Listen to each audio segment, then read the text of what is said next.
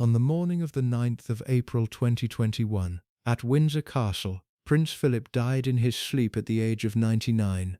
The official cause was old age. The obituaries the next day, in every major newspaper in the English-speaking world, told a particular version of his life. The dashing naval officer who had married the future Queen in 1947, the consort who walked 2 steps behind her in public for 73 years, the patriarch who had built the modern Windsor family through sheer force of personality, the plain-spoken duke whose gaffes were affectionate, whose temper was charming, whose marriage was the great love story of the British 20th century. That was the version released to the public. There was another version, kept inside the household, known to the senior officers of Buckingham Palace and to the small circle of friends who had drunk with him at the Thursday Club in Soho in the 1950s, who had been guests on the royal yacht Britannia in the 1960s, who had stayed at the houses where he stayed and watched him with the women who were photographed at his side and the women who were not.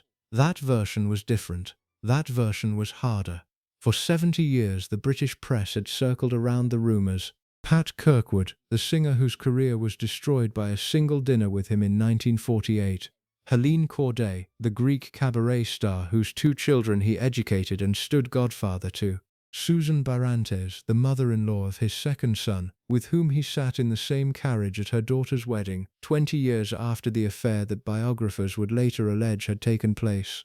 Penny Romsey, Sacha Abercorn, the names that filled the gossip columns and were never confirmed and never quite went away. He denied none of them. He confirmed none of them. He let the silence do the work. What he did confirm, by his actions if not his words, was the harder version of the other side of his life. The son who was sent away from his mother at the age of 8 and who spent the rest of his life building walls against any emotional demand from his own children. The father who broke his eldest son systematically over 15 years, first at boarding school, then at university, then in the early years of his marriage, in a way that the son would only finally describe, in his 50s, with the help of a sympathetic biographer. The husband who took the Queen's love as a fact of the universe, and gave back in return a discipline of irritation, distance, and the slow accumulation of his own private compartments. If you're enjoying this story so far, don't forget to hit the like button and subscribe.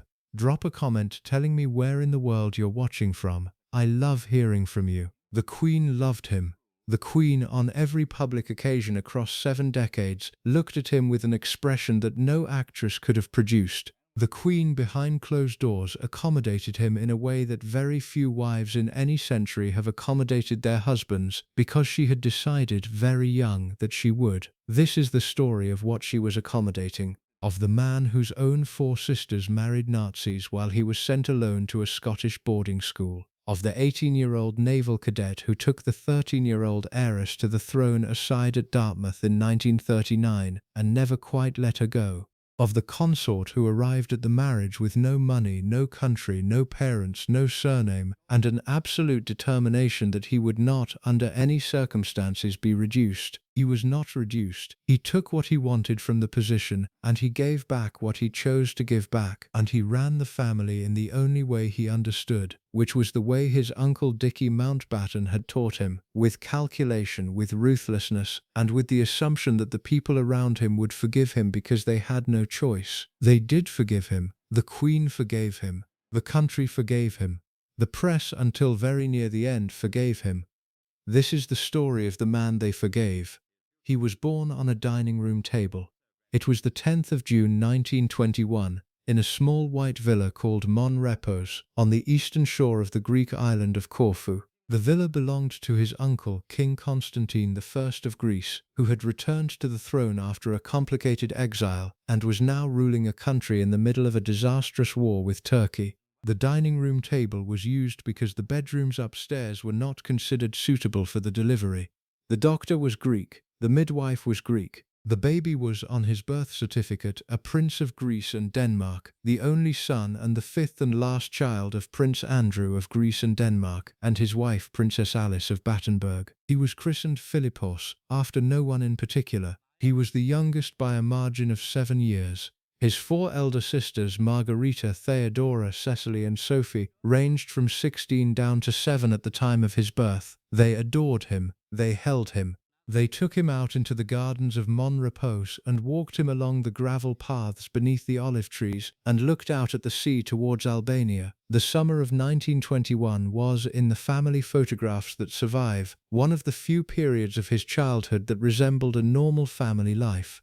It lasted in total about a year and a half. In September 1922, the Greek army was defeated by the Turks at Smyrna. His uncle, the king, was forced to abdicate. The new military government, looking for someone to blame for the defeat, arrested his father. Prince Andrew had been a divisional commander in the campaign. He had, in the view of the new government, disobeyed orders at a critical moment in the fighting. He was put on trial for high treason. The army's commanding officer, General Hatzianastis, and 5 senior politicians who had been tried with him were taken out and shot. Prince Andrew was expected to follow them. The trial took place in late November. The sentence was expected on the 3rd of December. What happened next has become one of the central stories of the Mountbatten dynasty, repeated with variations in every biography of Philip ever written. King George V of Great Britain, alerted to the danger by his cousin Princess Alice, sent the cruiser HMS Calypso to Phaleron Bay outside Athens. The British naval attaché negotiated with the Greek government. Prince Andrew was sentenced not to death but to perpetual banishment. He was taken aboard the Calypso with his wife and children. The ship sailed for Italy. The 18-month-old Philip was carried aboard. The family legend has it, in an orange crate that had been hastily lined with cushions because there had been no time to find a proper cot. The orange crate is probably apocryphal. The exile was not. From that night in December 1922 until the day of his death almost a century later, he never lived in Greece again. He had no country. The Greek monarchy would be restored briefly and abolished again repeatedly over the following decades. His own claim to it would be allowed to lapse. He kept the Greek passport in a drawer in his office and never used it. The family settled initially in Paris. They had no money of their own. They lived in a small house in the suburb of St. Cloud, lent to them by Princess George of Greece, his father's wealthy sister-in-law, who was a Bonaparte by birth and had inherited a fortune from her family. They lived on her charity. His father, who had been a soldier all his adult life and had no other profession, sat in cafes in Paris and drank and gambled and gradually came to accept that there was no longer any role for him in any of the family activities. He was 42 when the exile began. He would never work again. His mother held the family together for as long as she could. Princess Alice had been born in Windsor Castle in 1885, in the presence of her great-grandmother Queen Victoria. She was congenitally deaf. She had been raised in spite of the deafness to lip-read in 3 languages, and she had a strong determination not to allow her handicap to define her. She married Prince Andrew at the age of 18 in a Greek Orthodox ceremony in Darmstadt in 1903. She converted to Orthodox Christianity.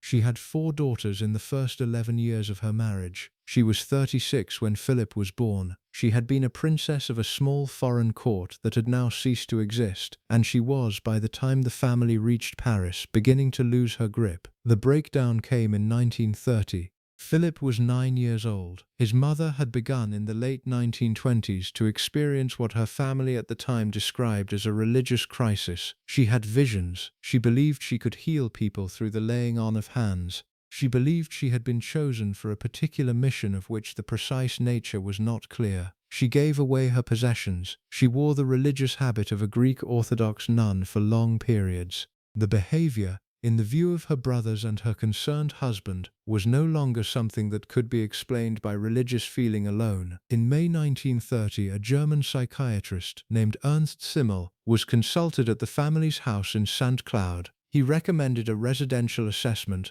She was taken, against her own resistance and with considerable use of physical restraint, to the Bellevue Sanatorium at Kreuzlingen in Switzerland, run by the distinguished psychiatrist Ludwig Binswanger. Binswanger diagnosed her with schizophrenia. He confirmed the diagnosis after consultation with Sigmund Freud, who had been sent the case notes and who suggested in a written reply that has since become notorious in the history of psychoanalysis that the delusions were the product of sexual frustration and that the treatment should consist of irradiating her ovaries to kill off the libido.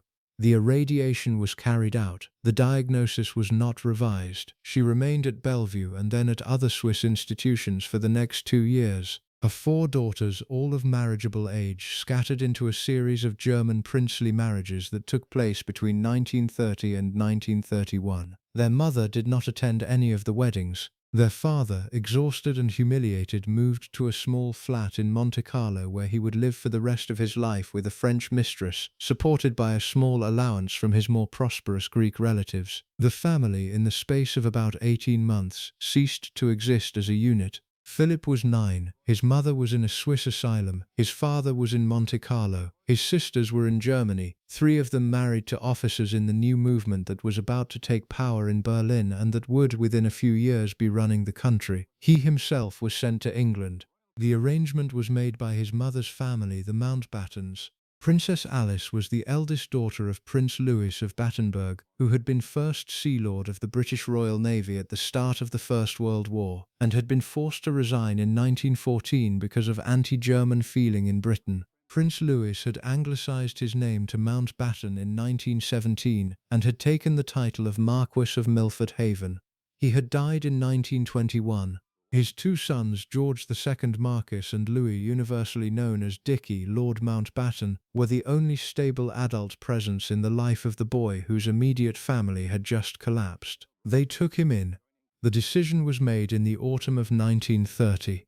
He would be educated in England. He would live, in the school holidays, with his uncle George Milford Haven at Linden Manor in Berkshire, or with his grandmother, the Dowager Marchioness, in her Grace and Favour apartment at Kensington Palace. He would be a member of the Mountbatten family. The connection with his father in Monte Carlo was reduced to occasional letters. The connection with his mother in her Swiss institution was effectively suspended. He would not see her for the next 5 years. He was a small, fair, exceptionally good-looking boy. He had blue eyes that had been described by everyone who met him as remarkable. He had a quick intelligence that masked a deep, unexplored hurt. He had developed by the age of 9 the particular trick of self-presentation that would serve him for the rest of his life. He was funny. He was bold. He was the kind of child whom adults wanted to spend time with. He had learned very early that the way to survive in a family that had stopped functioning was to make himself the kind of child that other people would want to look after.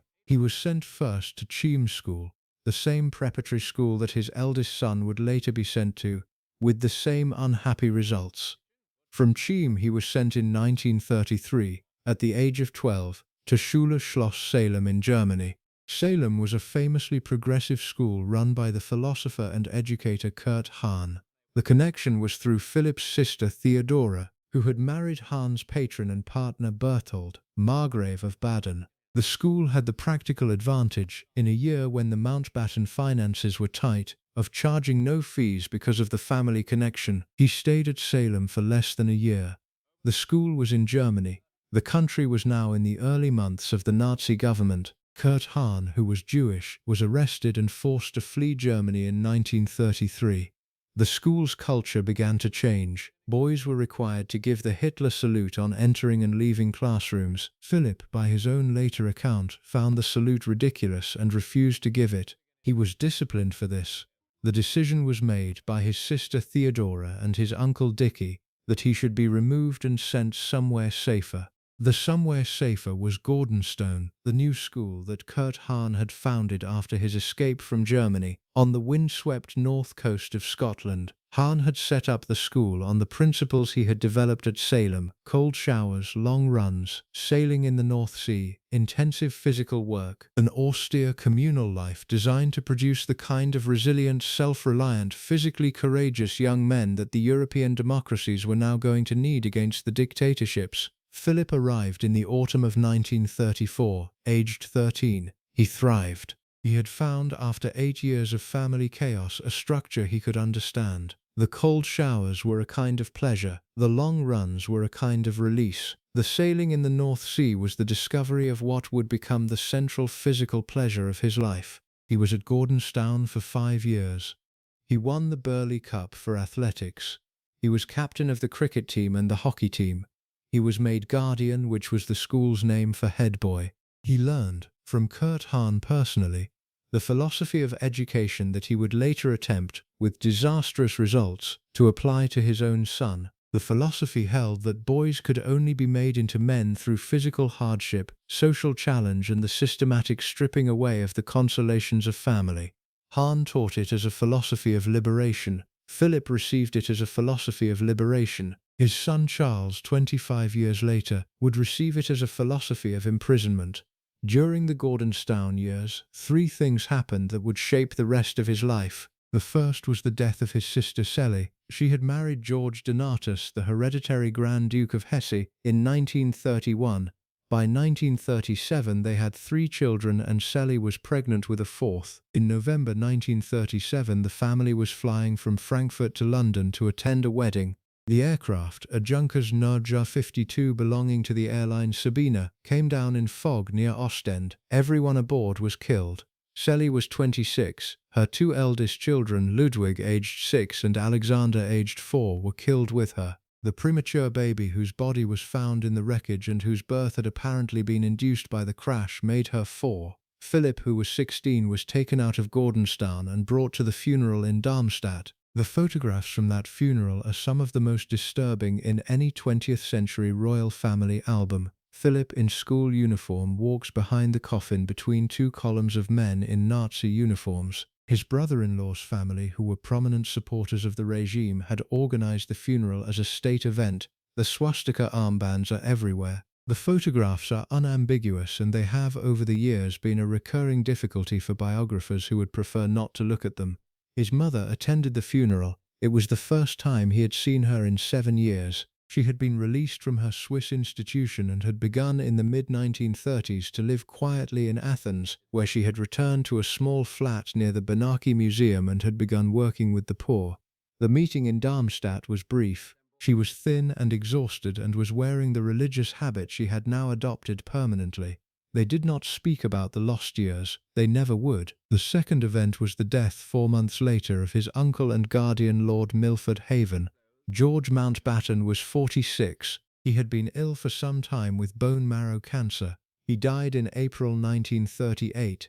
Philip, who had been depending on him as his primary parental figure for 8 years, was now left in the care of his other uncle, Louis Mountbatten, who was at this point a captain in the Royal Navy and was busy with his career and his complicated marriage and had limited time for the orphaned nephew who had now become his responsibility. The third event, which would matter more than the other 2, was a single afternoon in July 1939. The royal family of Britain had come to Dartmouth, where Philip was now a naval cadet at the Royal Naval College.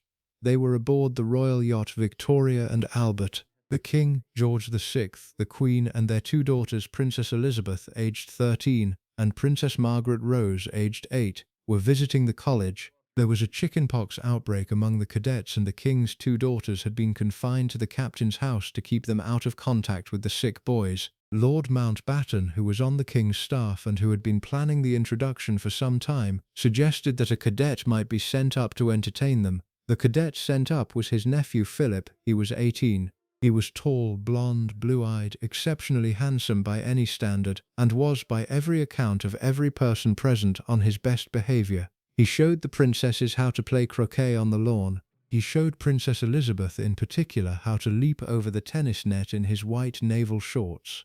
She watched him jump. She was 13 years old. She had been brought up in the cool, observant, slightly closed manner of her father's family. She was not a girl who showed her feelings easily. She had, in her tutor Marion Crawford's later account, been completely transfixed.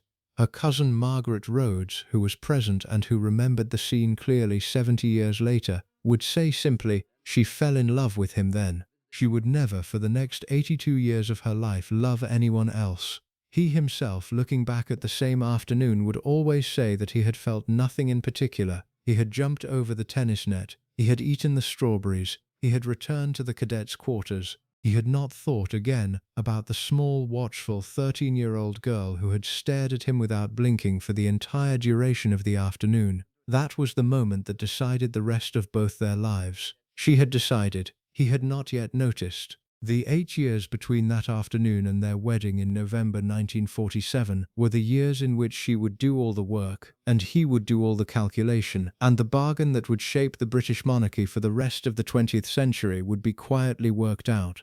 The 8 years between that afternoon at Dartmouth in July 1939 and the wedding at Westminster Abbey in November 1947 are, in the official biographies of Prince Philip, the years of his transformation. The dispossessed Greek prince becomes the decorated British naval officer. The schoolboy from Gordonstoun becomes a man. The orphan with no country acquires a place in the world. The future queen acquires the husband she has always wanted. The story, in its official telling, is a story of mutual discovery, of patient correspondence, of war service nobly performed, and of the quiet victory of romance over circumstance. The unofficial telling is less tidy. In the unofficial telling, the 8 years are the years in which Lord Mountbatten, with patience and persistence and the kind of strategic vision he had been honing since his own marriage to the heiress Edwina Ashley in 1922, manoeuvred his orphaned nephew into a position from which the marriage became by stages, first plausible, then probable, then in the end the only outcome any of the people involved could have produced. The princess did the loving, the princess's parents did the resisting, the Mountbattens did the placing, Philip himself did the calculating. By the end of the process he had transformed himself from a stateless cadet on 28 shillings a week into a Duke of Edinburgh, a husband to the heiress of the British throne, and a man whose family connections had ceased to be a liability, and had become, in their carefully managed presentation, the basis for the most successful royal marriage of the 20th century. The official telling is true in its broad outline. The unofficial telling is true in its detail. The difference between them is the man. He returned to Dartmouth in the autumn of 1939 as a cadet of the Special Entry. His class graduated in January 1940. He was awarded the King's Dirk as Best Cadet and the Eardley Howard Crockett Prize as the Best All-Round Cadet. He had performed exceptionally. His superiors had observed in their reports the same qualities they had observed at Gordonstoun: quick intelligence, physical confidence, an absence of the airs that some of them had been expecting from a foreign prince, and a self-discipline that was unusual in an 18-year-old. He was, in the language of his naval reports, a young officer of high promise. He was also, in January 1940, in a delicate situation. He was a midshipman in the Royal Navy. The Royal Navy was at war with Germany. 3 of his 4 brothers-in-law were officers in the German armed forces. Prince Christoph of Hesse, the husband of his sister Sophie, was an SS Oberfuhrer and a member of the Nazi Party who would be killed in a plane crash on the Eastern Front in 1943. Prince Berthold of Baden, the husband of his sister Theodora, was a Wehrmacht officer who would be discharged after being wounded in France in 1940. Prince Gottfried of Hohenlohe-Langenburg, the husband of his sister Margarita, was also a Wehrmacht officer. The 4th brother-in-law, George Donatus of Hesse, had been killed in the 1937 air crash that had also killed Philip's sister Cecily. These were not minor connections. The Hesse and Hohenlohe families were among the most prominent German aristocratic dynasties, deeply embedded in the Nazi state.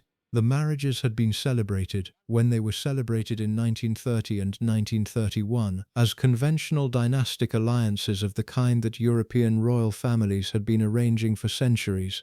By 1940 they were a security problem. The fact that Philip had a brother-in-law in the SS and 3 other brothers-in-law fighting against Britain was the kind of fact that the British naval authorities were obliged to consider when deciding what to do with him. What they did with him was, by the standards of the period, surprisingly forward.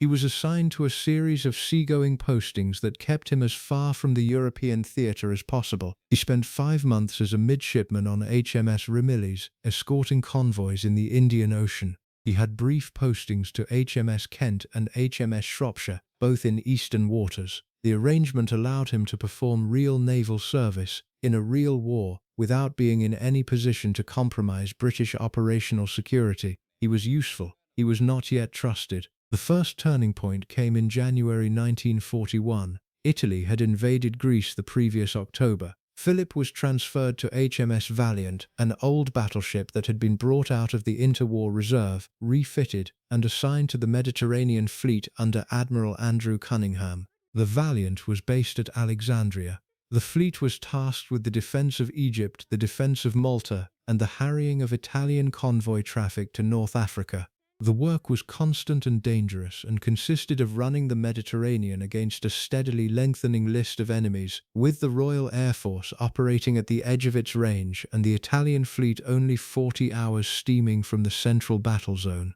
The battle that made Philip's reputation took place on the night of the 28th of March 1941, off the southern tip of the Peloponnese, in the action that became known as the Battle of Cape Matapan. The British Mediterranean fleet had intercepted an Italian battle group attempting to attack the convoys to Greece. The interception was the result of decrypted Italian signals from Bletchley Park, although the men aboard the Valiant did not know this. 3 Italian heavy cruisers and 2 destroyers were caught in the dark, illuminated by British searchlights, and destroyed by 15-inch gunfire at point-blank range. 2,300 Italian sailors were killed. The action was the most decisive Royal Navy night engagement of the entire war. Philip's action station that night was on the bridge of the Valiant, in charge of the ship's port searchlight. He was 19 years old. The night was completely dark. The radar on Valiant, which was the most rudimentary equipment compared with what would come later in the war, picked up echoes from stationary targets at a distance of a few thousand yards. The order came to illuminate. Philip switched on the searchlight.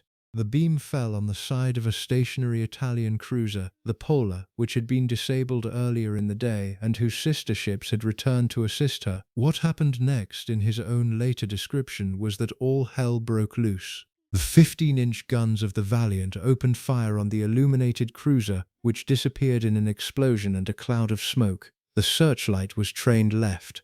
A second cruiser, the Zara, was lit up and given the same treatment.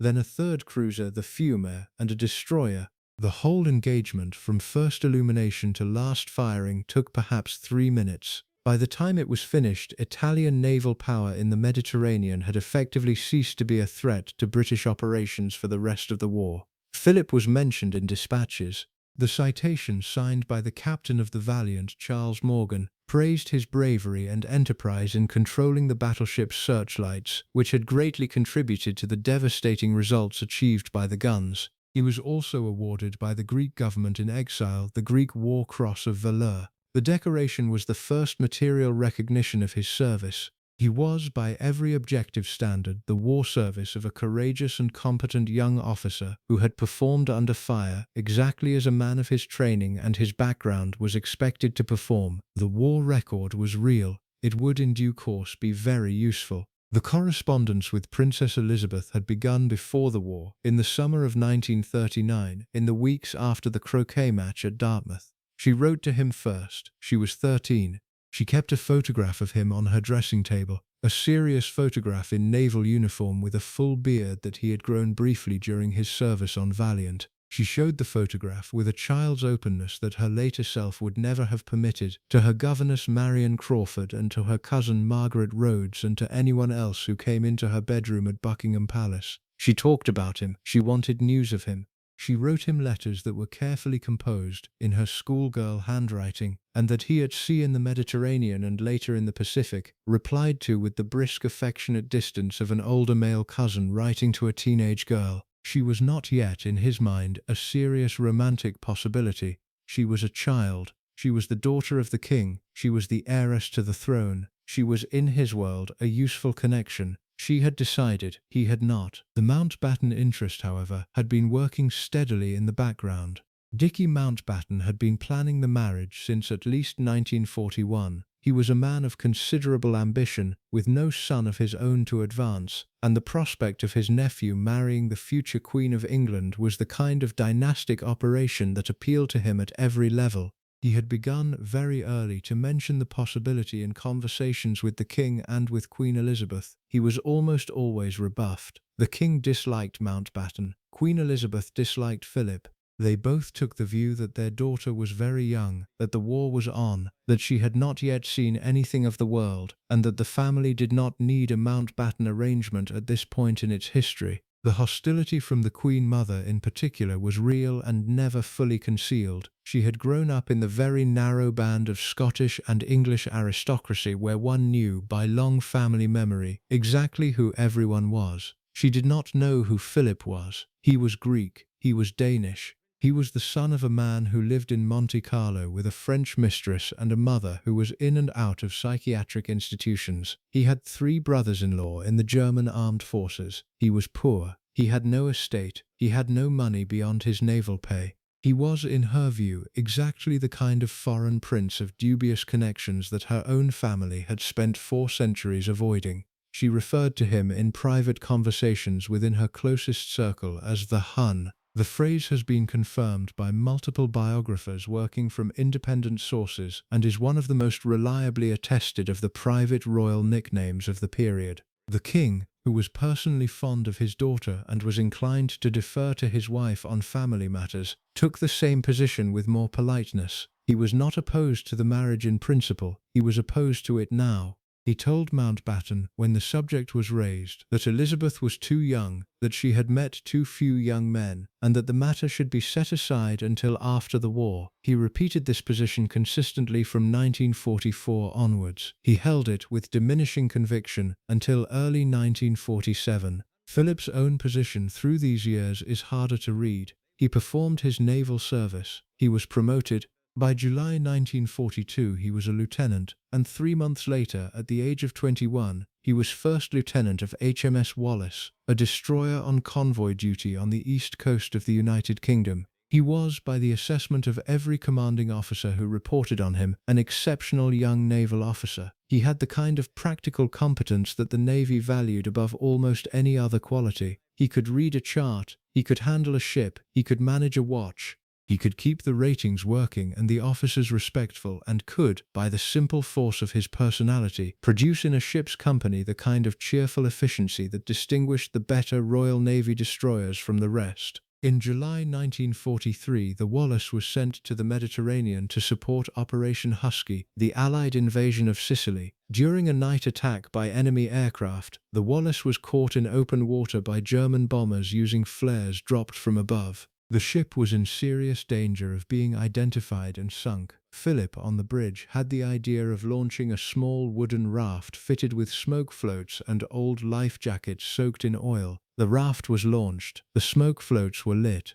The raft drifted away from the ship, trailing smoke and flame. The bombers attacked the raft. The Wallace, completely darkened, slipped away into the night. The improvisation saved the ship and probably the lives of its crew. The story would be told for the rest of his life by men who had served on the Wallace that night. He was, in short, exactly the kind of officer the Royal Navy of the period was built around. He could have had, on the evidence of every report and every account by every fellow officer, a serious naval career. He could have risen to flag rank. He could have ended his career as an admiral of the fleet on his own merits, rather than receiving the title from his wife as an honor. He liked the Navy liked him. The constraint throughout this period was not his ability but his prospects, and his prospects by stages between 1943 and 1947 were being negotiated in places where he was not consulted. The Mountbatten campaign continued. By 1944 it had begun to acquire allies. Princess Elizabeth, now 18, was no longer a child. She was producing a steady stream of letters, of conversations with her tutors, of private hints to her cousins, that made it absolutely clear that she had not changed her mind about the cadet she had watched leap over the tennis net at Dartmouth. The cousin who would later become Lady Mountbatten Hicks remembered being told, in a moment of unusual girlish confidence, that there was only one person Elizabeth wanted to marry. The same message was reaching the king, gently and persistently, through every available channel. Marion Crawford, the governess, understood. The Queen's lady-in-waiting Bobo MacDonald understood. The senior household, by the end of 1945, all understood. What the princess wanted, the princess was going to get. The king, presented with this fact by his daughter in a series of long conversations through the spring and summer of 1946, finally gave way. He insisted on a condition. The engagement could not be announced until Elizabeth had turned 21 and had been given the chance on the South African tour in early 1947 to confirm that her feelings had not changed. Philip would have to wait. Philip waited. The other piece of business that needed to be resolved before the marriage could be announced was the question of Philip himself, in terms of who he was going to be when he became the princess's husband. He was, on his existing legal status, a prince of Greece and Denmark. He was a Greek citizen. He was an Orthodox Christian. He had no British title. He had a surname, in technical legal terms, that was the surname of the Greek royal house, which was Schleswig-Holstein-Sonderburg-Glücksburg. The combination was impossible. The princess of the United Kingdom and heiress to the throne could not marry a Greek Orthodox foreign prince of a name that nobody could pronounce. He was going to have to become someone else. The negotiations were handled by Lord Mountbatten and by the King's senior advisers through the winter of 1946 and the spring of 1947. Philip's name would be changed. He would renounce his Greek and Danish titles. He would be received into the Church of England. He would take a British surname. The British surname proposed by Mountbatten was, of course, Mountbatten, since that was the anglicised form of Battenberg that the family had adopted in 1917, and that was Philip's mother's family name. He would be naturalised as a British subject. After his marriage, he would be granted a peerage in his own right. He agreed to all of this. He did so, by every account of those who knew him at the time, with a complete absence of sentiment. The Greek titles meant nothing to him. He had never lived in Greece since he was 18 months old. The Greek royal family had spent more time in exile than on the throne. The Orthodox Church meant something to his mother but had never meant anything to him in any operational sense. The British naturalisation in any case was largely a formality, since his mother had been born in Windsor Castle and he had every cultural connection in his adult life with the United Kingdom. The surname change was the one piece of the operation he might have resisted, since it brought him fully into the Mountbatten orbit in a way that the King and Queen would later come to dislike. He did not resist it. The Mountbatten name was, after all, the name of the family that had taken him in when his own family had collapsed. He owed Dickie Mountbatten his entire adult identity. He was not in 1947 going to refuse him the small additional gesture of accepting his surname. He was naturalised as a British subject on the 28th of February 1947. He was received into the Church of England in October. The engagement was announced on the 10th of July 1947. He had become, in the space of 7 months, Lieutenant Philip Mountbatten, RN. He was given the style of Royal Highness on the day before the wedding, and was created Duke of Edinburgh, Earl of Merioneth, and Baron Greenwich. He was 26 years old. The wedding took place at Westminster Abbey on the 20th of November 1947. He wore the uniform of a Royal Navy lieutenant. He had a hangover, by his own subsequent admission, from his stag night the previous evening at the Dorchester Hotel, which had been organised by his Thursday Club friends and had included Mike Parker and the society photographer Baron Nahum, who would become a recurring figure in the rumour columns of the following decade. He had been informed, at the last possible moment, that his mother would attend but his 3 surviving sisters would not. The sisters had been excluded from the wedding on the order of the British government because of their marriages into the families of senior figures in the recently defeated Nazi state. He accepted the exclusion with the same expressionless competence with which he had accepted every other piece of the negotiation. He stood at the altar. He took his vows. He looked at the small, serious 21-year-old woman beside him with what every observer recorded as a complete and absolute attention. She looked at him with what she had always looked at him with, which was the expression of a person who had decided 8 years ago and at the age of 13 exactly how the rest of her life was going to go. They went on honeymoon to Broadlands, the Mountbatten estate in Hampshire, lent to them for the occasion by his uncle. They then went on to Burkle, on the Balmoral estate, also lent for the occasion.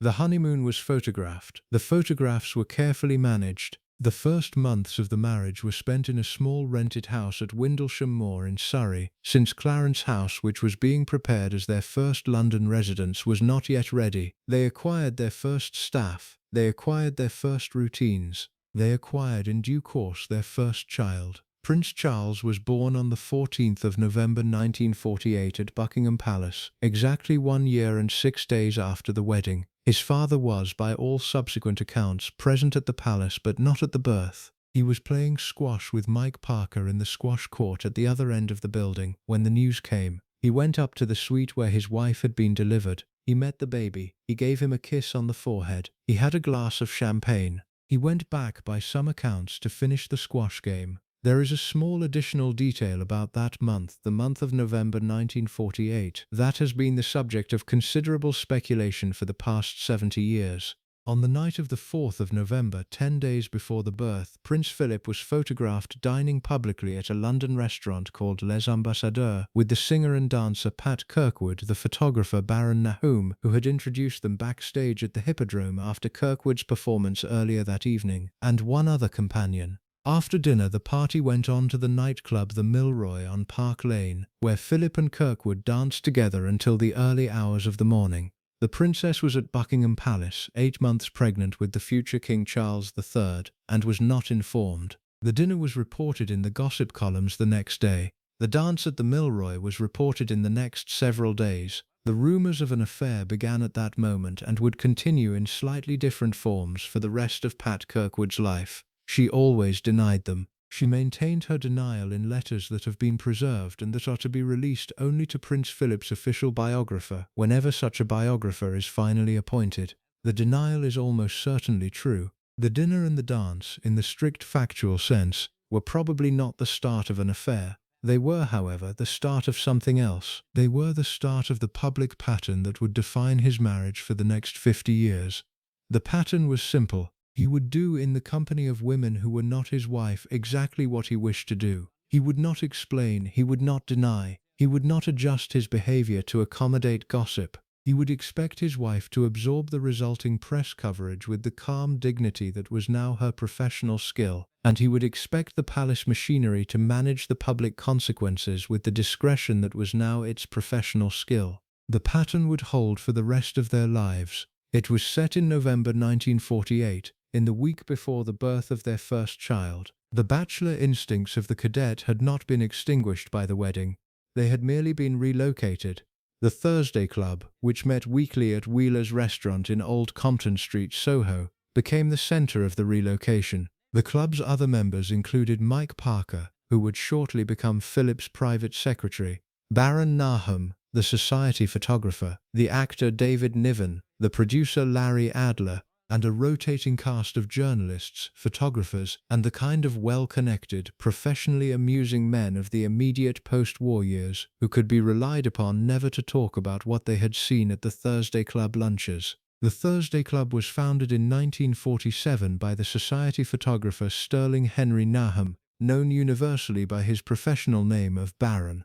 Baron was a small, intense, dark-eyed man of Italian Jewish parentage who had served as a Royal Navy photographer during the war and had emerged from it with an exceptional list of contacts and an exceptional facility for the kind of glossy, charming, slightly artificial society portraiture that the post-war glossy magazines wanted. He had photographed Lord Mountbatten at Broadlands. He had photographed Princess Elizabeth and Prince Philip in the weeks before their wedding. He had become, by some combination of luck and skill, the unofficial portraitist of the younger royals and the wider Mountbatten circle in the immediate post-war years. The club he founded met on Thursdays upstairs at Wheeler's Oyster Restaurant in Old Compton Street, in the Soho neighbourhood of central London.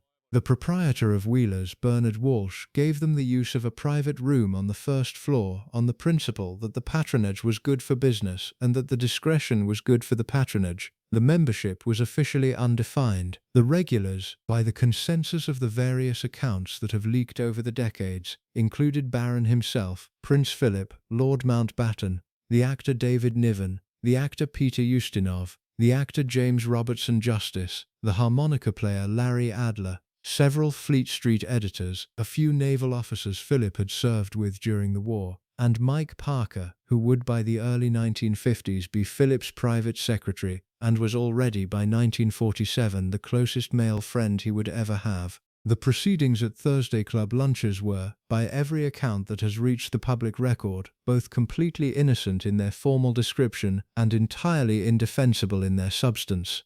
The men had lunch. They drank, in considerable quantity, the house wine that Bernard Walsh provided. They told stories. They told dirty jokes. They competed at the kind of competitive masculinity that men of that generation and that class had been competing at since their boarding school days. They left in the middle of the afternoon in a condition that was not always presentable to the public. What happened after lunch was the part that the various accounts disagree about. The most lurid version, set out in a Hubbages blog post that has circulated for years, holds that the men decamped from Wheelers to the Grosvenor Square flat of David Mountbatten, Philip's first cousin, where a more comprehensive kind of entertainment was provided: card playing, more drinking, the arrival by some arrangement that has never been publicly explained, of young women referred to in the period as showgirls, one for each man, who were not there to make stimulating conversation. The version is unverified. The version has been denied by every member who has subsequently been asked about it. The version is repeated in every book about Prince Philip that has appeared since the late 1960s. The truth is somewhere in a zone that the British libel laws and the discretion of the surviving members have made it impossible to enter with certainty. What is certain is that the Thursday Club existed. What is certain is that Prince Philip attended it weekly through the late 1940s and the early 1950s, the years in which his wife was first a young naval wife in Malta, then a young mother of 2 small children, then a sovereign in mourning, then a newly crowned queen with the entire weight of an empire on her 26-year-old shoulders. What is certain is that the company at the Thursday Club included men whose personal lives, in the strictest sense, were the kind of personal lives that the senior household at Buckingham Palace would have been very glad if Philip had not been in close contact with. What is certain is that Philip throughout these years made no attempt to reduce his contact with them. Mike Parker was the central figure in this side of his life, and he requires his own paragraph. Michael Parker had been born in Melbourne, Australia in 1920. He had joined the Royal Navy in 1939 and had served on destroyers in the Mediterranean during the war. At the same period and in the same theatre as Philip, the 2 young lieutenants had met for the first time in 1942, on the destroyer flotilla supporting the British forces at Tobruk. They had become friends immediately. They had stayed in touch. By the time Philip became engaged to Princess Elizabeth in 1947, Parker was a natural choice as one of the small group of male friends invited to the wedding. By 1947, he had been appointed an equerry in waiting to Prince Philip. By 1952, on Philip's appointment as consort to the new queen, Parker had become his private secretary, the senior member of his personal staff. Parker was a particular kind of man. He was funny, he was loyal, he was a gifted naval officer with a serious wartime record. He was also, by the standards of the senior household at Buckingham Palace, completely unsuited to the role he had been given. He was Australian, which in the 1950s court of St. James's was a foreign quality in itself. He was casual in his manner with the Queen, whom he had known since before her accession, and to whom he sometimes spoke in a way the senior household considered insufficient informality. He was a heavy drinker. He was married, but not by the second half of the 1950s in any practical sense. His wife Eileen was already by 1956 contemplating the divorce that would shortly become the central scandal of his career. The role he played in Philip's life was something more than that of a senior staff officer. He was Philip's wingman. He was the man who arranged the evenings. He was the man who knew which restaurants would seat them in the private rooms at the back. He was the man who explained with the practiced charm of a person who had handled difficult situations before, the difficult situations that occasionally arose. He was the man who introduced Philip to the women Philip wanted to be introduced to, and who managed the discretion of the introductions afterwards. The Crown, the Netflix dramatization that the British press has spent the past decade arguing about, presents this aspect of the Parker-Philip relationship in considerably exaggerated form. The exaggeration is dramatic, but the underlying pattern is not invented. Parker was, in the precise language of the men of the period, Philip's running mate. The 2 men ran together for almost 10 years. The major test of the arrangement came in 1956 and 1957, when Philip undertook the longest single overseas trip of his career, the Commonwealth Tour of 1956–57 aboard the royal yacht Britannia. The tour had been planned partly as a goodwill exercise, partly as a piece of post-imperial branding designed to remind the Commonwealth countries that they retained a connection to the Crown, and partly because Philip himself had been pressing for a more substantial public role, and had argued successfully that a long sea voyage with visits to the Antarctic, Australia, New Zealand, and a series of British territories in the Pacific and Indian Oceans would produce useful publicity for the monarchy in a region where it needed reinforcement. The trip lasted from October 1956 to May 1957, 5 months. The route ran from Mombasa down the East African coast, onto the Indian Ocean, then to the Antarctic, where Philip became the first member of the British royal family to cross the Antarctic Circle, and on through Australia, New Zealand, the Pacific Islands, and back through the Suez Canal. The Queen remained in London. The tour was, in the operational sense, a success. The footage of the Duke of Edinburgh shaking hands with island chieftains and inspecting British naval bases produced exactly the kind of friendly, low-key imperial coverage that the British government had hoped for. What happened on the Britannia during the 5 months at sea, on the long stretches between port visits, has been the subject of speculation for the last 70 years. The Crown's version, which is the version most familiar to the general public, presents the voyage as a 5-month stag party, with Mike Parker writing letters back to the Thursday Club in London, in which he describes the trip as a 5-month stag do with women in every port. The line, as quoted in the series, is invented. The wider implication is not. Several contemporary accounts of the tour, including the account by Parker's later biographer, suggest that the gentlemen aboard the Britannia conducted themselves on the long stretches between port visits with the kind of bachelor freedom that men of their period understood as a particular privilege of long voyages. The various port visits were, by the accounts of the officers and ratings present, conducted with formal propriety. What happened on the ship between port visits has remained the kind of operational detail that the Royal Navy and the Buckingham Palace Press Office have, by long convention, declined to discuss. The trouble broke at the beginning of February 1957. Eileen Parker, who had been left in London with the 2 children of her marriage to Mike, filed for divorce. The grounds in the divorce petition lodged in the High Court were the conventional grounds of adultery. The co-respondent named in the petition was not Philip. The British press, however, immediately picked up the story, and the story they picked up was not the divorce itself but the implication of the divorce. Mike Parker was Philip's closest friend.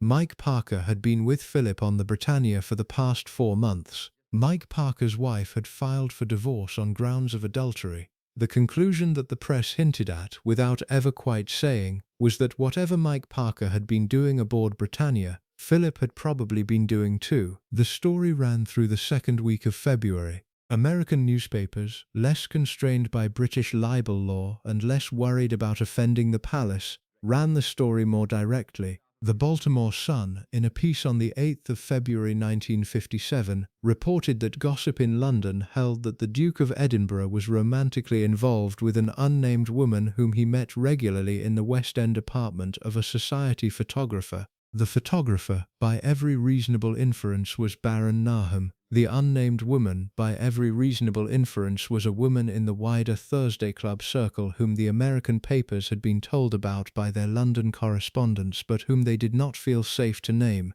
The story produced a reaction at Buckingham Palace that was, by every measure of the period, completely unprecedented. The Palace Press Office, which had spent the previous 50 years refusing on principle to comment on any rumour about any member of the royal family, issued a statement. The statement, given to the court circular and to the senior royal correspondents on the morning of the 11th of February 1957, contained one sentence: "It was quite untrue that there was any rift between the Queen and the Duke." The statement was reported widely. It was, in the journalistic adage that almost every British paper noted at the time, the kind of denial that confirmed the underlying suspicion. Nothing was true, the cynics said, until it had been officially denied. The denial was followed, in the next 2 months, by a series of clean-up operations that brought the Thursday Club period to an end. Mike Parker, when he returned to London in the 3rd week of February 1957, found that his position at Buckingham Palace had become impossible. The Queen Mother and the senior household had taken the view that his presence in the consort's office, given the pending divorce, was incompatible with the dignity of the institution. He resigned. The resignation was reported, with appropriate palace decorum, as Mike Parker's own decision, taken to spare the royal family any further embarrassment. The reality was that he had been pushed out. He was given no further role in the royal household. He returned to Australia. He maintained for the rest of his life an absolute discretion about what had happened aboard the Britannia. He died in 2001, having published a brief memoir that revealed nothing. The Thursday Club itself did not survive the year. Baron Nahum, the founder, died of a heart attack in September 1956, 3 weeks before the Britannia tour began. The club had continued to meet on its Thursdays under other management. After the Parker divorce and the press storm of February 1957, the meetings began to thin out. Bernard Walsh retired from the management of Wheelers. The upstairs room ceased to be reserved. By the early 1960s, the Thursday Club had effectively dissolved. The members went on to other clubs, other lunches, other forms of male sociability. The decade in which it had operated was over. The wider pattern in Philip's life, however, did not change. The Thursday Club had been the most visible piece of the bachelor-husband arrangement, but the bachelor-husband arrangement itself was not dependent on a single set of weekly lunches. It was built into the texture of his life. It had begun before the marriage, in the years at the Royal Navy and at the Dartmouth and at the wartime postings, and it continued after the dissolution of the club through the rest of the long marriage, in different settings and with different companions but with essentially the same shape. The shape had three features. The first was the absolute privacy of his social calendar. He kept appointments that were not recorded in the household diary. He took telephone calls in his own study that were not logged by the staff. He visited houses in the country that were not on any official list. He had friends, men and women, whom the Queen did not meet and whom the senior household had not vetted. The second feature was the absolute refusal to explain. He answered no questions about any of this. He produced no narrative justifying any of it. He treated the entire subject as outside the legitimate scope of inquiry, and he extended this treatment to everyone in his life from his wife downwards. The third feature was the absolute dependence on the palace machinery to manage the consequences. The press office, the senior officers, the legal advisors, and ultimately the wife herself absorbed whatever public difficulty arose. He produced the difficulty, they cleared it up, the arrangement was efficient and it worked, and it would continue to work for the rest of the marriage. The Helene Caudette question, which the Thursday Club press storm had partly stirred up, deserves a paragraph of its own here because it sits at the center of the rumors that would attach to him for the next 40 years. Helene Caudette had been born in Athens in 1917 as Helene Foufounis. Her family had been wealthy Greeks of the Athenian merchant class, friends of Philip's parents, and they had helped Prince Andrew and Princess Alice during the early period of the exile after 1922. Helene and Philip had grown up together in Paris in the 1920s. They had been childhood friends. She was 3 years older than him. When she married an Englishman, William Kirby, in 1938, the 17-year-old Philip was at the wedding as best man. The Kirby marriage did not last. Helene began a relationship in the early 1940s with a French aviator named Marcel Boisseau. She had 2 children by him before they married. The first, Max, was born in 1943. The second, Louise, was born in 1945. Helene and Boisseau eventually married. The marriage also ended. Philip became godfather to both children. He paid over the years of their schooling a significant portion of Max's school fees at Gordonstoun, the school he himself had attended. He helped Helene after the war to establish a London cabaret career that gave her some income and considerable visibility. The combination in the gossip columns of the 1950s produced one of the most persistent rumors about him. Helene, the rumors held, had been his lover at some point in the late 1930s or the wartime period. Max, the rumors held, was his son. The rumors were denied by everyone involved. Helene, in her memoir Born Bewildered in 1961, denied them with a coyness that some critics felt was strategic rather than absolute. Max Boisseau, in a statement made in 1988 when he was a professor at a business school in Spain, denied them flatly. Marcel Boisseau, his biological father, was on the record as his biological father. The blood relationship has never been disputed by anyone with access to the actual evidence. Max Boisseau died of cancer in 2011 at the age of 67, having spent 50 years denying that his godfather was his father. The rumors have nevertheless persisted because the relationship looks, to outside eyes, like a relationship that needs more explanation than the explanation provided. Why was Philip paying for the schooling of his godson? Why had he gone to such trouble to advance the mother's career? Why had he stood as best man at her wedding in 1938, attended her divorces and her remarriages, and remained close to her until her death in 1996? The answer that the records and the testimony of everyone involved support is the answer of long childhood friendship.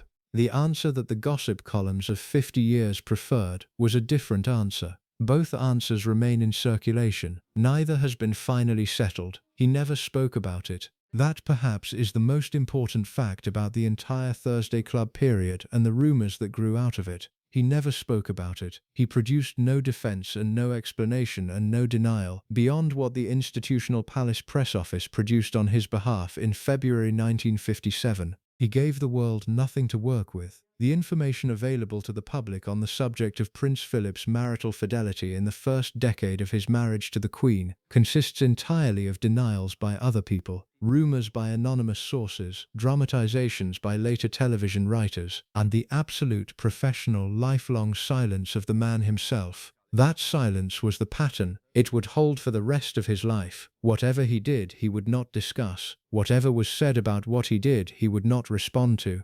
The wife in Buckingham Palace would absorb the press coverage. The household would manage the practicalities. The friends would maintain their discretion. He would continue to live the life he wished to live, with the people he wished to live it with, in the manner he had been living it since long before the marriage. He would also continue, throughout the years in which all of this was happening, to be the father of a small, sensitive, 8-year-old boy whose own life he was about to make systematically miserable. The boy's name was Charles. He had been born 10 days after his father's evening at the Milroy with Pat Kirkwood.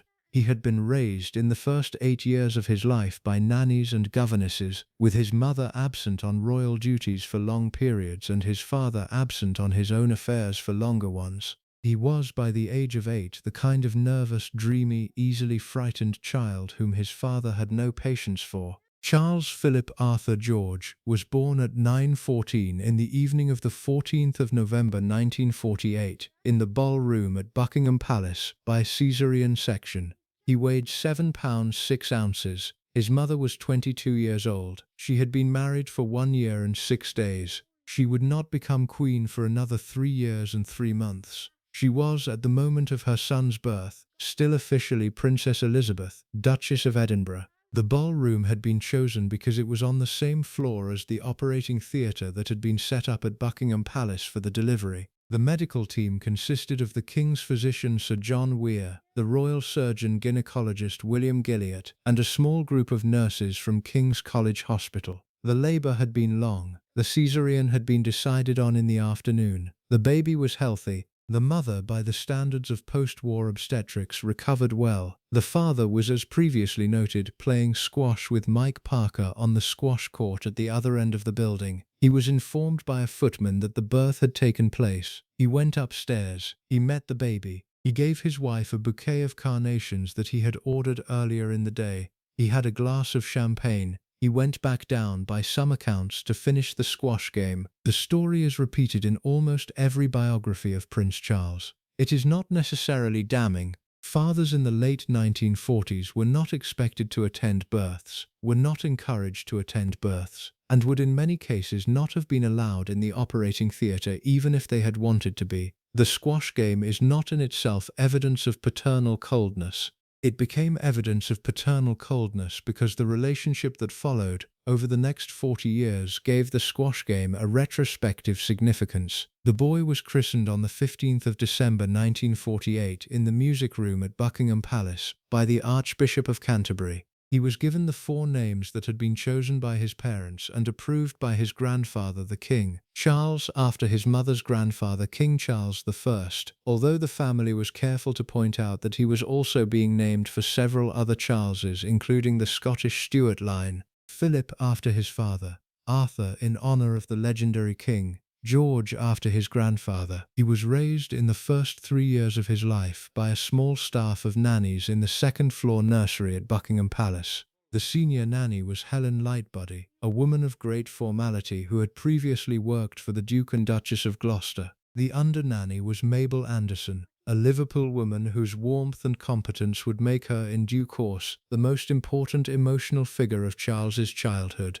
The arrangements were normal for a royal household of the period. The parents saw the baby for an hour in the morning and an hour in the evening when they were at the palace. They did not see him at all when they were not. When the baby was 3 months old, his mother and father went on a 4-month royal tour of Malta and Greece. He stayed in London with his grandparents and his nannies. He was not yet of an age when he could understand what was happening, but the pattern was being established. He would, throughout his childhood, be a fixed point at the center of a household in which the most important adults were absent for long periods. He would learn to attach himself to the people who were there. He would learn to manage the disappointments of the people who were not. His father, in the period from his birth until 1952, was a serving Royal Navy officer.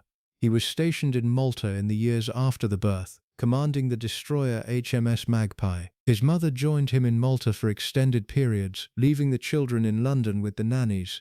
The arrangement, which was simply the arrangement of any serving naval officer's marriage, became impossible in February 1952 with the death of King George VI.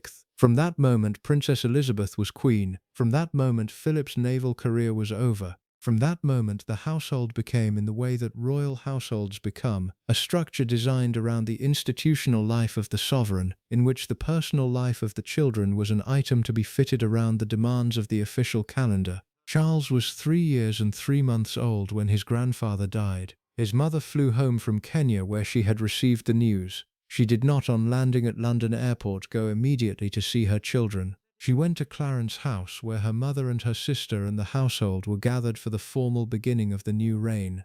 The children were brought to her later that day. The pattern again was being established. The institutional life would always come first. The personal life would be fitted in. The early years of the reign were the years in which Charles's relationship with his father was set in the shape it would keep for the rest of their lives. The father, now Duke of Edinburgh and consort to the sovereign, was a man of immense physical energy and impatience. He was 31 years old. He had spent the years since 1939 in active naval service, in war, in the operational discipline of a fighting service. He had no professional training and no temperamental inclination for the kind of slow, gentle, attentive parenting that a sensitive small child requires. He was used to giving orders and having them obeyed. He was used to physical courage in the men around him. He had no patience for tears, for hesitation, for the kind of small fears that small children produce in the ordinary course of growing up. His son Charles, by the time he was 5, had emerged as exactly the kind of child whom his father was not equipped to handle. Charles was shy. He cried easily. He preferred his nanny Mabel Anderson to almost anyone else, including his parents. He was attached to a teddy bear. He was bookish from an early age, learning to read fluently by 5 and to memorize whole passages of poetry by 7. He was musical. He was affectionate. He had inherited from his mother the slight, cool, watchful quality that the Bose-Lyon side of the family had passed down for generations, and he had inherited from his maternal grandmother, the Queen Mother, the deep, almost private, appreciation of beauty and the slight retreat from active sociability that had marked the Queen Mother's own quieter moments. He had inherited from his father, by every visible measure, almost nothing. The first formal attempts to toughen him up began in 1956, when he was 8. The decision was made, against the advice of his maternal grandmother, who had argued strongly for Eton, that he should be sent to a preparatory boarding school. He was the first heir to the British throne ever to be educated outside the royal palaces. The school chosen was Hill House, a London day school, for a transitional period. He started there in January 1957. In the autumn of the same year, he was moved to Cheam School in Hampshire, the same school his father had attended in 1930. Cheam was a conventional English boys' preparatory school of the period. The boys were aged 8 to 13. They slept in dormitories on hard iron beds. They ate at long tables in a dining hall. They wore short trousers in all weathers. They were beaten when they failed to keep up by their masters with canes. They were beaten when they failed to keep up with the unwritten rules of dormitory life by the other boys. The system was the system that had produced most of the senior figures of the British establishment for the past 100 years. It was assumed by everyone in a position of authority in the royal household to be the right system for a future king. It was not the right system for Charles. He was deeply, almost despairingly homesick. He cried himself to sleep. He was, in his own later description, the kind of small boy who walked through the first weeks at the school in a continual state of low-level dread. He had been, until the age of 8, almost entirely insulated from the company of other children. He had been raised by adults. He had no idea how to behave in a dormitory. He had no idea how to play the games. He had no idea what the other boys were laughing about, and he was, with the precise instinct of small children for difference, identified within his first term as the boy who did not know what they were laughing about. He wrote letters home to his mother. He told her, in the careful 8-year-old's handwriting of the period, that he was not happy. His mother, who had her own struggles with the role of mother to a small child and the role of Queen of the United Kingdom and Empress of an empire in dissolution, replied with kindly reassurances. She wrote that he must keep his chin up. She wrote that he must remember that he was the heir to the throne and that he must learn to manage his own emotions for the sake of the role. The letters were not unkind. They were, in the precise sense, useless. His father's letters were different. Prince Philip wrote in a brisk, no-nonsense naval style. He told his son that boarding school was difficult for everyone at first. He told him that he must not complain. He told him that the family had decided on shame and that there would be no question of removing him. He told him that the experience would do him good. He told him in slightly different language in slightly different letters across the next several years what the 8-year-old Charles was already beginning to understand without being told. The boy was not going to be removed from the school because he was unhappy. The boy was going to be required to find a way of being unhappy more quietly. Charles spent 5 years at Cheam. He was deeply lonely throughout. He made a small number of friends among the boys who were prepared to befriend him in spite of the social cost of being seen as the king's friend, the boys who were teased with slurping sounds in the corridor by the others. He did adequate work academically. He was a bright child in a school designed for ordinary children. He played the school games at a level that did not embarrass him. He was, by the end of his time at Cheam in the summer of 1962, a small, quiet, watchful boy of 13 who had developed the particular kind of emotional self-containment that boys subjected to extended low-level institutional unhappiness tend to develop. He had, in the strict psychological sense, learned to dissociate. He had learned to put the hurt away from himself and continue functioning. The decision about his secondary school had been the subject of considerable family debate. The Queen Mother had pressed for Eton. Eton was the conventional choice for an heir to the throne. Eton was 20 miles from Windsor Castle, close enough that he could be brought home most weekends. Eton was the school that had produced most of the senior figures of the political and social establishment of the country he was going to rule. Eton was the obvious answer. His father insisted on Gordonstoun. The reasoning in Philip's own description was that Gordonstoun would do for Charles what Gordonstoun had done for Philip himself. It would toughen him up. It would teach him resilience. It would expose him to a wider range of social types than the gilded confinement of Eton. It would, in the broader Harnian theory of education, produce the kind of robust, self-reliant, physically courageous young man that the modern British monarchy needed at its head. The argument was that Gordonstoun would correct the very qualities in Charles that Philip privately found unbearable. The argument was rejected in advance by everyone with any direct knowledge of Charles. It was implemented anyway. Philip won. Charles arrived at Gordonstoun in May 1962. He was 13 and a half. The school was on the north coast of Scotland, 400 miles from London, in a windswept landscape of pine forests and grey sea. The day began with a run before breakfast in whatever weather the morning offered. The day continued with a cold shower. The boys slept in dormitories with the windows open all year. They wore shorts in the winter. They were expected by the school's founding philosophy to spend a substantial part of every week in physical activity in the outdoors. The disciplinary structure was that older boys enforced order on younger boys with very limited supervision from masters. The whole arrangement, which had been the making of Philip in the 1930s, was the precise opposite of the arrangement that would suit Charles in the 1960s. The bullying began almost immediately. The other boys had been told by their parents and their older brothers that the Prince of Wales would be arriving in their year. They had decided in advance, in the way that boys of that age decide things, that they would do him. They did him. They beat him in the dormitories at night. They pulled his ears, which were notoriously large for his head and were the easiest target. They mocked his accent, which they characterized as effeminate. They mocked his interests, which included reading and music, and the company of his school detective Donald Green, who was effectively the only adult Charles trusted at the school. The schoolmate of Charles, Johnny Stoneborough, has described the experience in detail in interviews many years later. He has confirmed the punching, the ear-pulling, the assaults during rugby matches in which Charles's own teammates beat him up alongside the opposition. He has confirmed that any boy who tried to befriend Charles was punished by being called the king's friend and harassed with the sucking sounds that the school's particular vocabulary used to denote anyone seen as currying favor. He has confirmed that Charles never complained. He has confirmed that Charles never punched back. He has confirmed, in the language of an adult looking back at the friend he had been unable to help, that as a father and a grandfather he now finds the memory unbearable. Charles wrote home. He wrote letters to his mother, the letters that survive, fragments of them quoted in subsequent biographies and in his authorized biography by Jonathan Dimbleby in 1994, contain some of the most distressing material in modern royal correspondence. He told his mother in one letter that he hardly slept in the house because he snored and the other boys hit him on the head all night.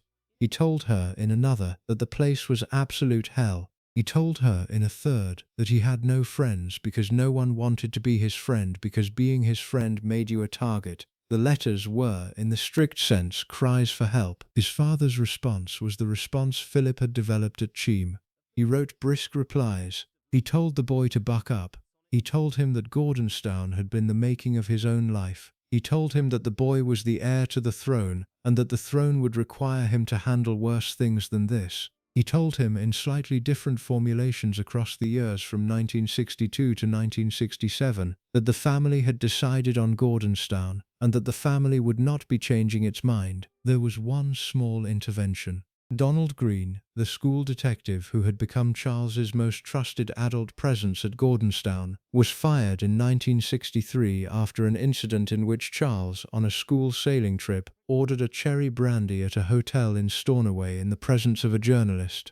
The brandy story made the newspapers. The palace was embarrassed. Green was held responsible for not preventing the incident and was dismissed. He was replaced. Charles, in the small written record he produced about that period, described Green's dismissal as one of the most painful single events of his school years. The only adult who had been kind to him had been removed because Charles himself had drunk a cherry brandy. The lesson was the lesson Charles would carry for the rest of his life. Kindness to him was punishable. The cost of being his friend was always too high. He stayed at Gordonstoun for 5 years.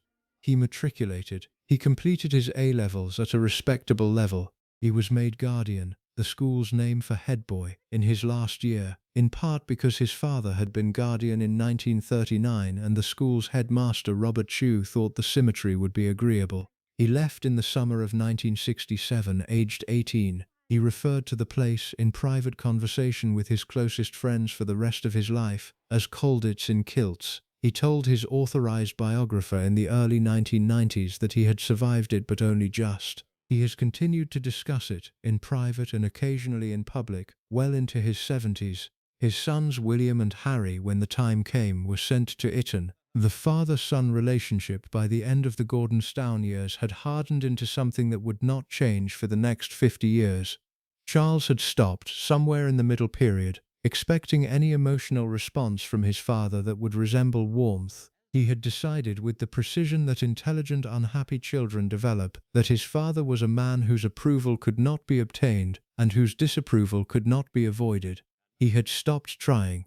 He had developed in the place of the father-son bond that had failed to form a profound and lifelong attachment to his great-uncle Lord Mountbatten, who took him on as a kind of substitute father figure from the late 1960s until his murder by the IRA in 1979. Mountbatten gave Charles, in the years between his 18th and 30th birthday, the kind of slow, attentive, encouraging male attention that Philip had never been able to provide.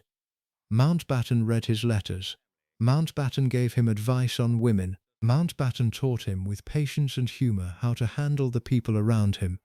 The relationship was the single most important relationship of Charles's young manhood. When Mountbatten was killed at Mullimore in County Sligo in August 1979, blown up by an IRA bomb on his fishing boat with 3 other members of his family, Charles wrote a diary entry that has since been published. He wrote that he had lost the man who had been the grandfather, the great-uncle, the father, the brother, the friend, the everything he had ever needed. He wrote that he did not know how he would survive without him. He wrote, in language whose desperation was unmistakable to anyone who read it carefully, that he had been deprived of the single adult presence in his life on whom he had been able to rely. His father, who was on holiday at Balmoral with the rest of the family when the bomb went off, was reported by household witnesses to have responded to the news with the characteristic briskness of his approach to bad news. He had given the necessary orders, he had attended the funeral. He had not, by any account that has reached the public record, said anything to his son that would suggest he understood what his son had just lost. By 1979, when Mountbatten died, Charles was 30. He had been in the Royal Navy. He had completed his university degree at Trinity College, Cambridge. He had begun the round of charitable activities that would become the Prince's Trust. He had begun, also, the long sequence of unhappy and inconclusive relationships with young women that would lead by stages to the disastrous marriage to Diana in 1981. He had, somewhere in this period, met for the first time a young woman called Camilla Shand, later Camilla Parker Bowles, who would become the most important emotional connection of his adult life. The Camilla relationship, which would shape the rest of his life and the rest of the British monarchy, was the subject we shall return to. For now, what matters is the shape of the man Charles had become by his 30th birthday. He was clever, he was cultivated, he was, by every measure of his close friends, deeply affectionate when he was given the chance to be. He was also damaged. He had been damaged systematically over 15 years by an educational program that had been designed by a father who could not understand his temperament, and that had been continued, against all evidence of harm, because the father had decided in advance what kind of man his son was going to become and was not prepared to consider that he might be wrong. The damage was permanent. It would shape every subsequent decision Charles made about his own marriage, about his own children, about the kind of king he would in due course try to be. The damage would also shape the family relationship in the second half of the 20th century, in ways that the British public, watching the slow disintegration of his marriage to Diana from 1985 onwards, would never fully understand. If you're hooked on this story, make sure to subscribe and turn on notifications so you never miss an upload.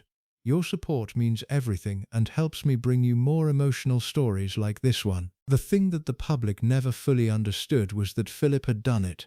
Philip had broken him. The Queen had watched. The marriage of Elizabeth and Philip lasted 73 years, 4 months and 20 days. It is the longest royal marriage in British history. It is also one of the most discussed and least understood marriages of the 20th century.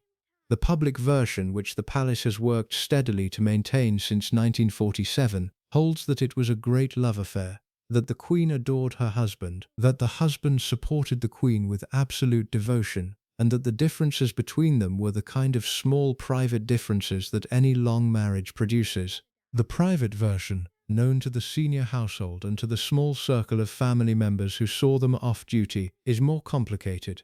It is not in the end a story of unhappiness. It is a story of accommodation, on terms that were almost entirely set by him. The terms had been set early. They had been set in their essential outline in the first decade of the marriage. They were the terms that almost every wife of an aristocratic Englishman of the period understood, although they would not normally have been spelled out in writing. The husband would have his life. The wife would have her role. The wife would not ask questions about the parts of the husband's life that did not concern her role. The husband would, in return, perform the public duties his position required, and would maintain the appearance of a unified marriage in all settings where the appearance mattered. The terms were old. The terms were familiar. The terms had been the underlying structure of British aristocratic marriage for at least 400 years. What was unusual about this particular marriage was not the terms but the asymmetry of the people who had agreed to them. He was, on the day they married, a 26-year-old former naval officer with no money, no country, no surname that the British public could pronounce, and a family scattered across an Europe that was now in ruins. She was, on the day they married, a 21-year-old heiress to the British throne and the British Empire, the most important young woman in the world by any measure that mattered, the keeper of the largest private fortune in Britain, and the future bearer of a constitutional role that had been operating without serious interruption for 1,000 years. The asymmetry, by any reasonable accounting, ought to have set the terms in her favor. It did not. He set the terms. She accepted them.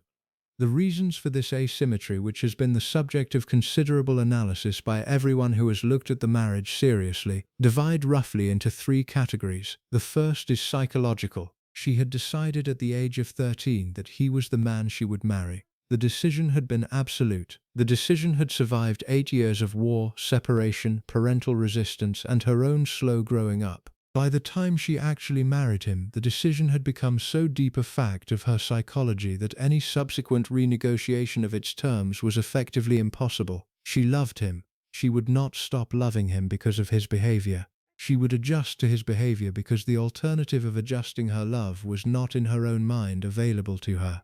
The second reason was practical. She became queen at 25. She had 2 small children, a husband who had just had his naval career terminated against his will by her father's death, a household of 300 people, a constitutional role she had not been adequately trained for, and a country that was in the middle of the largest economic and imperial transition of its modern history. She did not have, in the strictest sense, the time to fight with her husband. She could not afford a public marital crisis. She could not afford the institutional damage that would have followed from any public confrontation over his behavior. The decision to accommodate him was in part the decision of a young queen who understood very early that her own institutional survival depended on the public stability of her marriage. The third reason was generational. She had been raised by parents whose own marriage was a model of devoted complementarity. Her father had loved her mother absolutely. Her mother had loved her father absolutely. The marriage of George VI and Queen Elizabeth had been the central emotional fact of her childhood. She had absorbed, without articulating it, the belief that marriage was the most important institutional commitment a person could make, that it was forever, and that it was a thing one accommodated rather than negotiated. She had not been brought up to make demands. She had not been brought up to set conditions. She had been brought up to manage. She managed.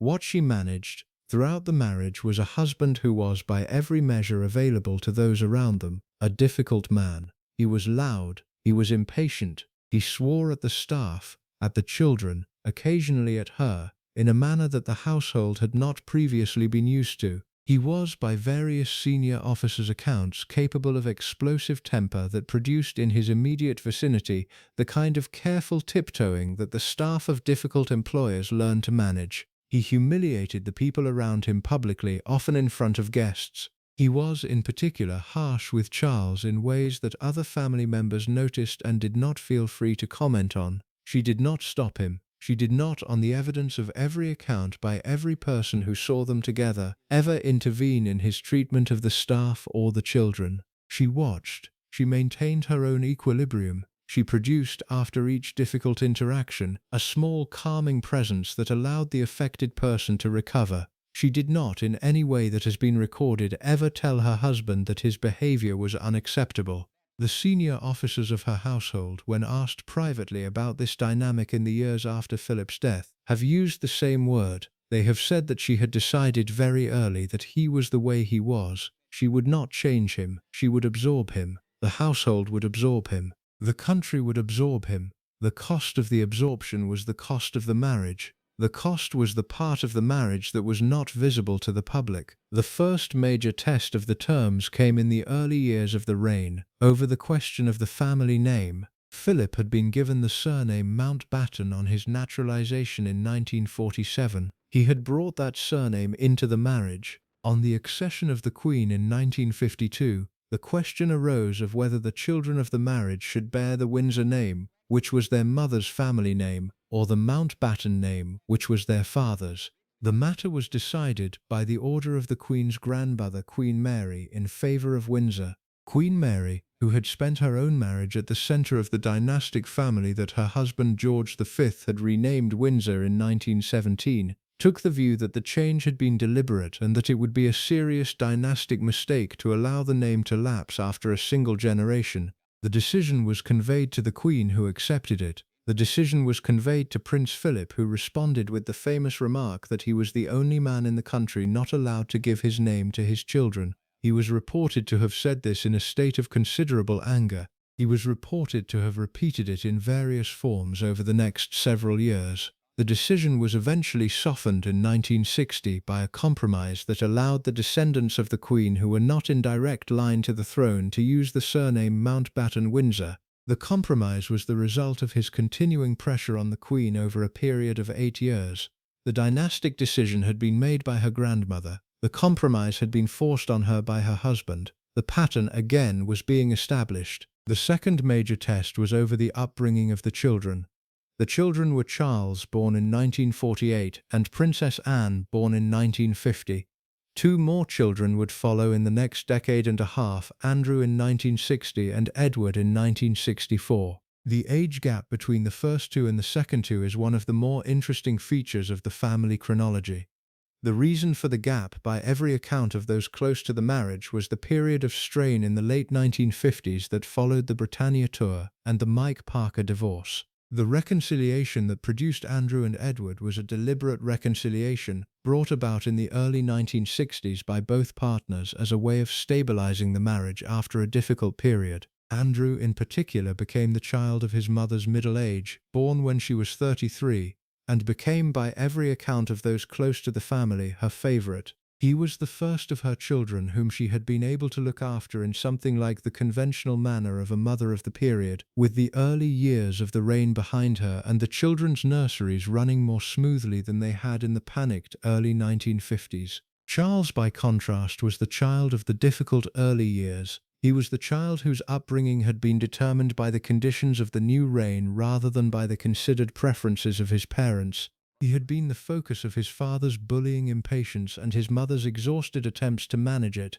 By the time the younger children arrived, the patterns had been set. Charles was the difficult one. Anne was the practical one, who developed the formidable no-nonsense personality that would carry her through her adult life. Andrew was the cheerful one, the mother's favorite, the boy who would grow up to be a charming and undisciplined naval officer in his own right. Edward was the youngest, slightly apart from his siblings in age, who would develop into the gentle, slightly bookish, slightly stage-struck youngest son who would later struggle to find his own role in the family. The marriage, in the period from 1957 to 1969, settled into the pattern that would hold for the next 50 years. He had his own offices at Buckingham Palace, his own staff, his own engagements, his own friends, his own evenings. She had her own. They met for breakfast, for dinner, on weekends at Sandringham and Balmoral on the major royal occasions. They slept in adjoining bedrooms, which was the conventional arrangement for the upper class of the period. They had, by all accounts, a continuing physical relationship.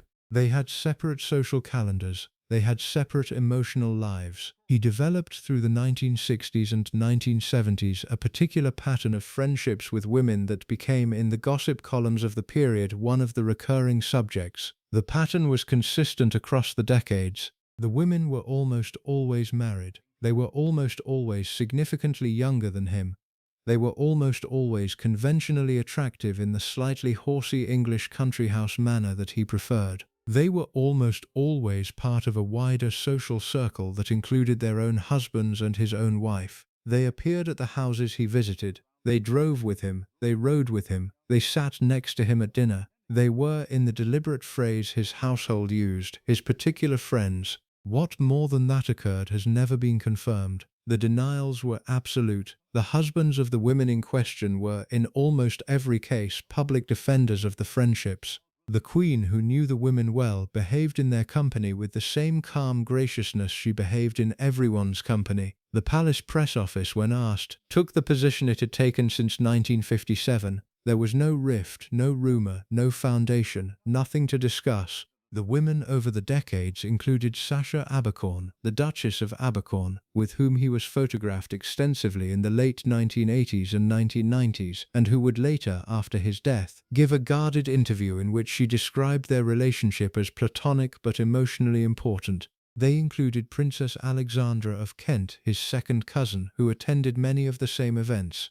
They included Lady Romsey, later Countess Mountbatten of Burma, the Penny Knatchbull whom he met when her young daughter was dying of cancer in the early 1990s, and whom he encouraged into the sport of carriage driving, and with whom he spent an increasing proportion of his time in the last 20 years of his life, including most weekends at Wood Farm on the Sandringham estate after his retirement from public duties in 2017. The Penny Knatchbull relationship is the one about which the most has been written and the least is finally known. She was 38 years younger than him. She was married to the son of one of his closest friends, Norton Knatchbull, who was in turn the grandson of his uncle, Lord Mountbatten. She was, in the strict sense, family. She was also the principal companion of his final decades. She drove with him, she rode with him. She visited him at Wood Farm in the years after his retirement. She was one of the 30 mourners at his funeral in April 2021, when COVID restrictions had reduced the guest list to a small inner circle. The Queen had insisted, against some quiet pressure from advisors, that Penny Knatchbull would be on the list. The Queen had known about the friendship from its earliest days. The Queen had accommodated it. The Queen had treated Penny Knatchbull, on every occasion when their paths crossed, with the same friendly courtesy with which the Queen had treated every one of her husband's particular friends across 70 years. The most controversial of all the rumours, which we should at least name here because of the recent attention given to it, is the rumour involving Susan Barrantes, the Argentine-born mother of Sarah Ferguson. Susan had married the polo player Major Ronald Ferguson in 1956 and had divorced him in 1974. She had then married the Argentine polo player Hector Barrantes and had moved to Buenos Aires, where she lived for the rest of her life. The rumour, set out most recently in the 2025 book entitled The Rise and Fall of the House of York by Andrew Loney, holds that Susan Barrantes was Prince Philip's lover at some point in the 1960s, at a period when she was still married to Major Ferguson, and when their daughter Sarah was a small child. The claim in Lowney's book is presented as fact rather than as allegation. Lowney writes that at the wedding of Prince Andrew and Sarah Ferguson at Westminster Abbey in July 1986, the father of the groom and the mother of the bride, who had been lovers 20 years earlier, sat together in the third carriage waving to the crowds. The detail is striking. The sourcing for the detail is, as for all rumours of this kind across Prince Philip's long life, anonymous, retrospective and unprovable. Susan Barrantes died in a car accident in Argentina in 1998. She left no public account of any relationship with Prince Philip. Her daughter Sarah has not commented in detail on the Loney claim. Prince Philip never spoke about her. The pattern by 1986 had been so well established that the claim slotted into it without effort. He had had his particular friends. He still had his particular friends. The Queen had accommodated them. The Queen would continue to accommodate them. The fact that the mother of his future daughter-in-law might have been one of them 20 years before her daughter's marriage to his son was the kind of operatic family complication that the Windsor family had been generating in different forms throughout the 20th century. What is striking about the whole sequence of these relationships when one steps back and looks at it across the decades is the absolute consistency of his refusal to acknowledge any of them. Pat Kirkwood in 1948. Helene Cordet across 40 years, the unnamed woman of the 1957 Britannia rumours, Sacha Abercorn, Penny Knatchbull, Susan Barrantes if Loney is to be believed. None of them was ever named by him. None of them was ever explained. None of them was ever given a public framing of any kind. He made no statements. He gave no interviews on the subject. He cooperated with no biographer to set out his side of the story. The silence served a particular function. It maintained the operating space within which the relationships could continue. It maintained the dignity of the wife who was accommodating the relationships. It maintained the protection of the women who could not be confronted with confirmations they were not in a position to provide. It maintained the family. It maintained the institution. It was in its way an extraordinary discipline. He had decided very early that the discipline would hold for life. It did. The cost of the discipline was, ultimately, the marriage as a complete human relationship. The wife who had decided at 13 that she would marry him had not been making that decision on full information. The wife who had married him at 21 had not been making that decision on full information either. The information had emerged in fragments across the next 7 decades. She had absorbed each fragment as it arrived. She had continued to look at him in public with the expression that no actress could have produced and that was, on every objective measure of those who watched her closely, a continuing expression of unfeigned love. She had loved him from the age of 13 until the day she died, on the 8th of September 2022 at Balmoral, 17 months after his own death. The love had survived everything. The love had not, however, been reciprocated in the same way. She had loved him absolutely. He had returned in his own way what he had been able to return. The asymmetry that had begun at Dartmouth in 1939 had continued, unchanged, until the end. The conventional account of the British royal family in the second half of the 20th century focuses on the Queen. She is the central figure. The role is constructed around her. The institution exists for her. She is the sovereign, the head of state, the embodied continuity of the British monarchy across the 7 decades of her reign. Every formal description of how the family worked places her at the center. The internal reality throughout those same 7 decades was different. The Queen reigned, the Queen presided, the Queen attended to the constitutional business of the institution, the Queen made on the matters that the Constitution required her to decide, the formal decisions of the office. What she did not do, in any sense the household would have recognized, was run the family. The family was run by her husband.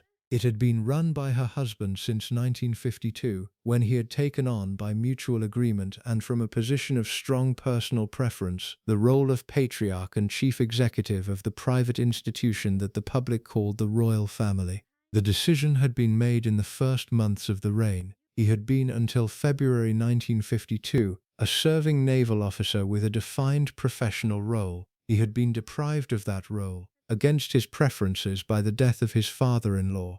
He had been required to relocate to Buckingham Palace as the husband of the new sovereign. He had been required to give up his career, his name as head of his own family, and his independent identity as a man in the world. The compensation he had demanded for these losses, in a series of conversations with the Queen and with the senior household in the spring and summer of 1952, was that he would be allowed to take operational charge of the family as an institution. The Queen would attend to her constitutional role. He would attend to everything else. The everything else was substantial. It included the running of the family residences as private establishments, the management of the staff at Buckingham Palace, Windsor, Balmoral and Sandringham at the personal level beneath the senior officers, the planning of the family's private engagements, the management of the family's private finances, the supervision of the children's education and upbringing, the handling of difficult press situations as they arose, and the overall coordination of how the family presented itself to the world in those settings that were not strictly state occasions. The role had no formal title. The role had no constitutional definition. The role was, in its essence, the role of a senior corporate executive who had been given operational authority over an institution that he had married into. He took the role with the same brisk efficiency he had brought to his command of HMS Magpie in 1950. He made decisions. He gave orders. He expected the orders to be carried out. He was, in his own description of his role in a 1969 BBC interview, a one-man business. He worked, by his own account, harder than most chief executives of comparable institutions. He attended an average of 350 engagements a year through the 1960s and 1970s, on his own behalf and on behalf of the more than 800 charitable and military organizations, of which he was the patron or president. He read voluminously. He maintained, through 5 different decades, a sustained personal interest in conservation, in technology, in industrial design, in the practical arts of running a great household. The chief executive role was, on the public side, mostly admirable. He worked hard. He produced results. He brought the family through a number of difficult transitions, including the abolition of the practice of débutantes presentations at court in 1958, the gradual modernization of the royal household in the 1960s, and the introduction of the famous royal family documentary in 1969 that attempted, with mixed results, to present the family to the public in a more informal style. The 1969 documentary is now generally regarded as a strategic mistake. Philip himself, by the later 1990s, agreed with that assessment.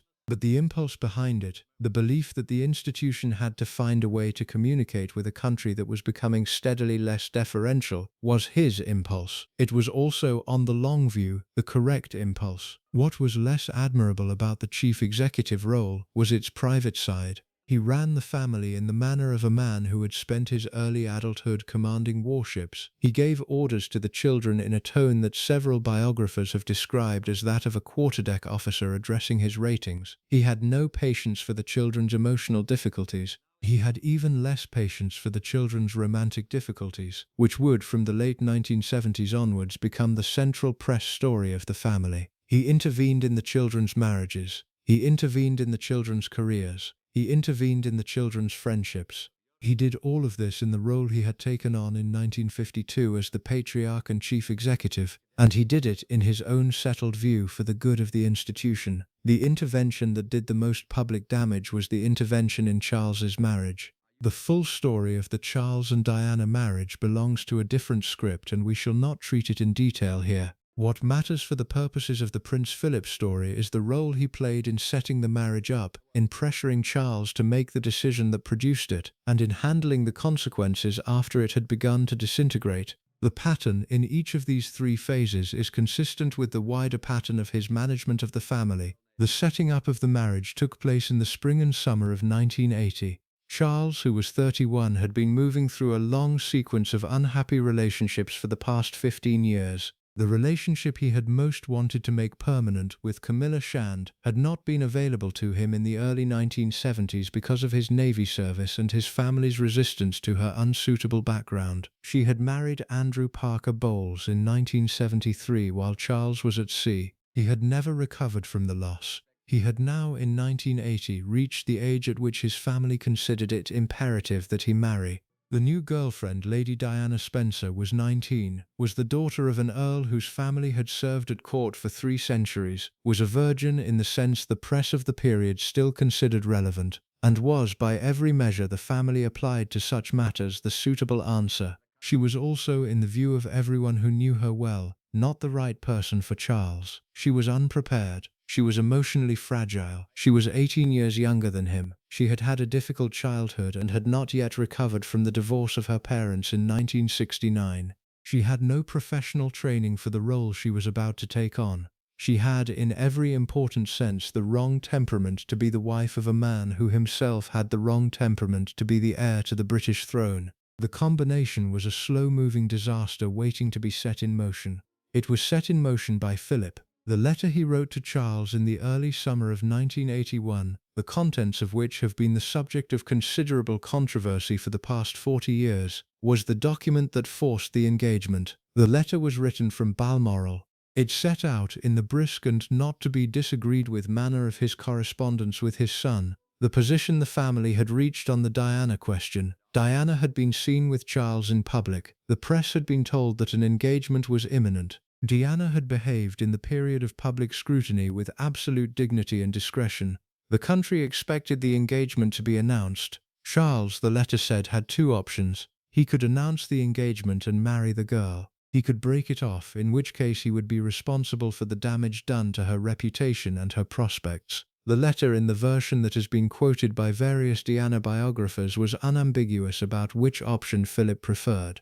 It was unambiguous about which option he would not allow Charles to refuse. Charles read the letter. Charles understood the letter. Charles wrote back a long, anguished, conflicted reply in which he attempted to set out his own continuing feelings for Camilla and his concerns about Diana's youth and his sense that the marriage was not going to work. Philip wrote back briskly, by Charles's later account, restating his position. The matter was not negotiable. The engagement was announced on the 24th of February 1981. The wedding took place at St. Paul's Cathedral on the 29th of July 1981. The marriage produced 2 sons and ended in operational terms by 1986. The letter from Philip, the letter that had forced the engagement, would become one of the most discussed pieces of private correspondence in modern royal history. Diana herself, in her late-life conversations with the journalist Andrew Morton in 1991, would speak of the letter in terms of considerable bitterness. She had felt by 1991 that her own life had been ruined by the decision that the letter had forced. Charles, in his authorized biography with Jonathan Dimbleby in 1994, would also speak of the letter with even more bitterness. He had felt by 1994 that his own life had been ruined by the same decision.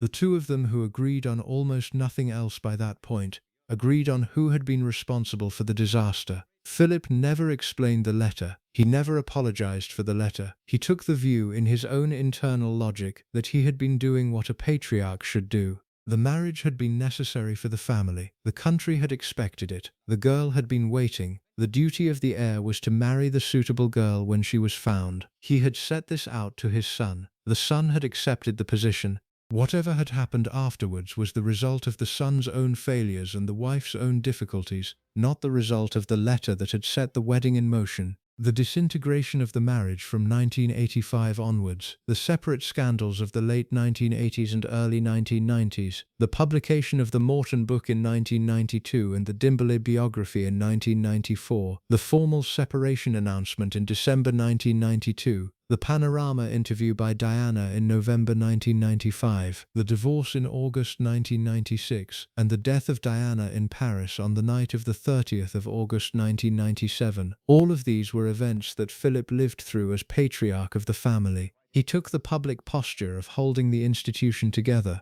He made in private the operational decisions necessary to manage the press coverage. He demanded in the immediate aftermath of Diana's death that the family return to London from Balmoral and adjust its conduct to the public mood. He was, in this final crisis, both a steadying presence in the family's response and the person whose original decision in 1981 had set the entire disaster in motion. The two facts coexisted in him without obvious tension. The most famous moment of his patriarchal management of the family came on the morning of the 6th of September 1997, the day of Diana's funeral. The two young princes, William aged 15 and Harry aged 12, were required by tradition to walk behind their mother's coffin in the procession from Kensington Palace to Westminster Abbey. William, the elder, had resisted this with considerable force. He had not wanted to walk. He had been deeply, complicatedly traumatized by his mother's death and by the public coverage of the days that followed. The household had been in extensive negotiation about whether the boys would walk or not. Philip resolved the question. He told his grandson in a private conversation at Balmoral on the morning before the walk that he, Philip, would walk beside him. He told the boy that he would walk himself if the boy was willing to walk. The two would walk together. He used a phrase that has since become one of the most quoted phrases of his life. He said, by various accounts of those who heard the conversation, "If I walk, will you walk with me?" William walked, Harry walked, Philip walked, Charles walked, Earl Spencer, Diana's brother, walked. The five men proceeded down the mall behind the coffin. The cameras of the world followed them. William's face in the photographs of that walk has been the subject of more analysis than perhaps any photograph in the modern history of the British monarchy. He is 15. He is fair-haired. He is unsmiling. He looks in every frame like a boy who is trying to manage a feeling he cannot yet name. The walk has been credited to Philip as one of his finest pieces of work as patriarch. It was. He had judged correctly that the institutional damage of the boys not walking would have been considerable. He had also judged correctly that the boys would not walk if the burden was placed only on them. He had volunteered himself as the human bridge. The decision was an act of patriarchal authority of the kind he had been exercising for 45 years. It was also, by any reasonable measure, the act of a grandfather doing for two damaged grandsons what their own father, at that moment, was not in a state to do. He was at his best at moments like this. He was at his worst at moments like the letter to Charles in 1981. The two qualities lived in the same man and were, in different ways, products of the same approach to family life. He decided what was right. He told the others what was right.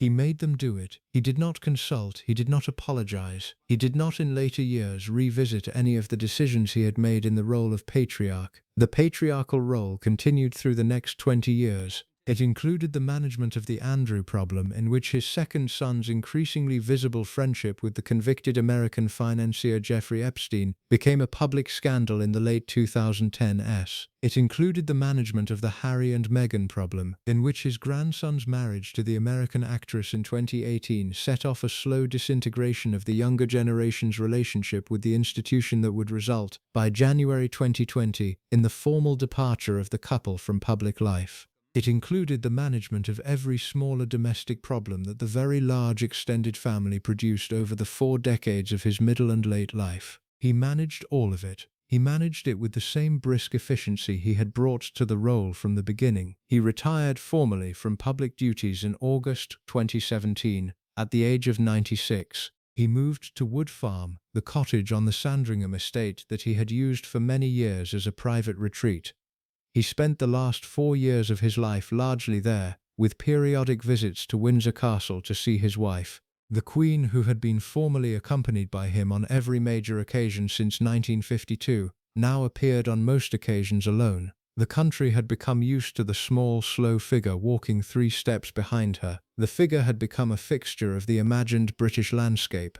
The figure was now, for the most part, 200 miles away in Norfolk, with the dogs, with the carriage horses, with the small group of friends he had finally allowed himself to retire into. Penny Knatchbull was at Wood Farm, by every account that has reached the public record, more often than anyone else. She drove down from her own house at Broadlands to spend periods of several days at the cottage. She read to him in the long winter afternoons when his eyesight was beginning to fail. She walked with him on the estate. She supervised with the discreet authority that the family had recognized her as having for many years, the small staff that managed the cottage. The Queen, who visited Sandringham at Christmas and at New Year, was aware of all of this. The Queen accepted all of this. The household, by the late 2010s, no longer pretended otherwise. The final illness of his life began in February 2021. He was admitted to King Edward VII's Hospital in London on the 16th of February, with what was officially described as an infection. He was transferred to St. Bartholomew's Hospital in early March for a procedure on a pre-existing heart condition. He returned to Windsor Castle on the 16th of March. He died at Windsor on the morning of the 9th of April 2021, 2 months short of his 100th birthday. The funeral, held at St. George's Chapel, Windsor, on the 17th of April 2021, was the most stripped-down royal funeral of the modern era. COVID restrictions had limited the number of mourners to 30. The Queen sat alone in a pew, in black, masked, with the empty seats spaced around her. The photograph of that pew, of the small black-clad figure of his wife of 73 years sitting in the chapel where his coffin lay, became one of the defining images of the pandemic period in Britain. Penny Knatchbull was one of the 30. The Queen had insisted on the inclusion. The palace had circulated the guest list in advance. Some senior figures had questioned with very considerable discretion whether Penny Knatchbull's presence on a list of only 30 was operationally necessary. The Queen had been clear, Penny would be there. The Queen had known about her for 30 years. The Queen had accepted her for 30 years. The Queen would not, at the funeral of her husband, exclude the woman who had been his closest companion in the last decades of his life. The accommodation that had begun in 1948, with the dinner at Les Ambassadeurs and the dance at the Milroy, ended at the funeral in April 2021. It had lasted 73 years. It had been complete. It had been almost certainly the most extraordinary single act of marital accommodation in the modern history of the British monarchy. It had been performed by a woman who had loved her husband from the age of 13 and had not, on any occasion that any of the people around her had observed, stopped loving him until the day she died. She died 16 months later, at Balmoral, on the afternoon of the 8th of September 2022.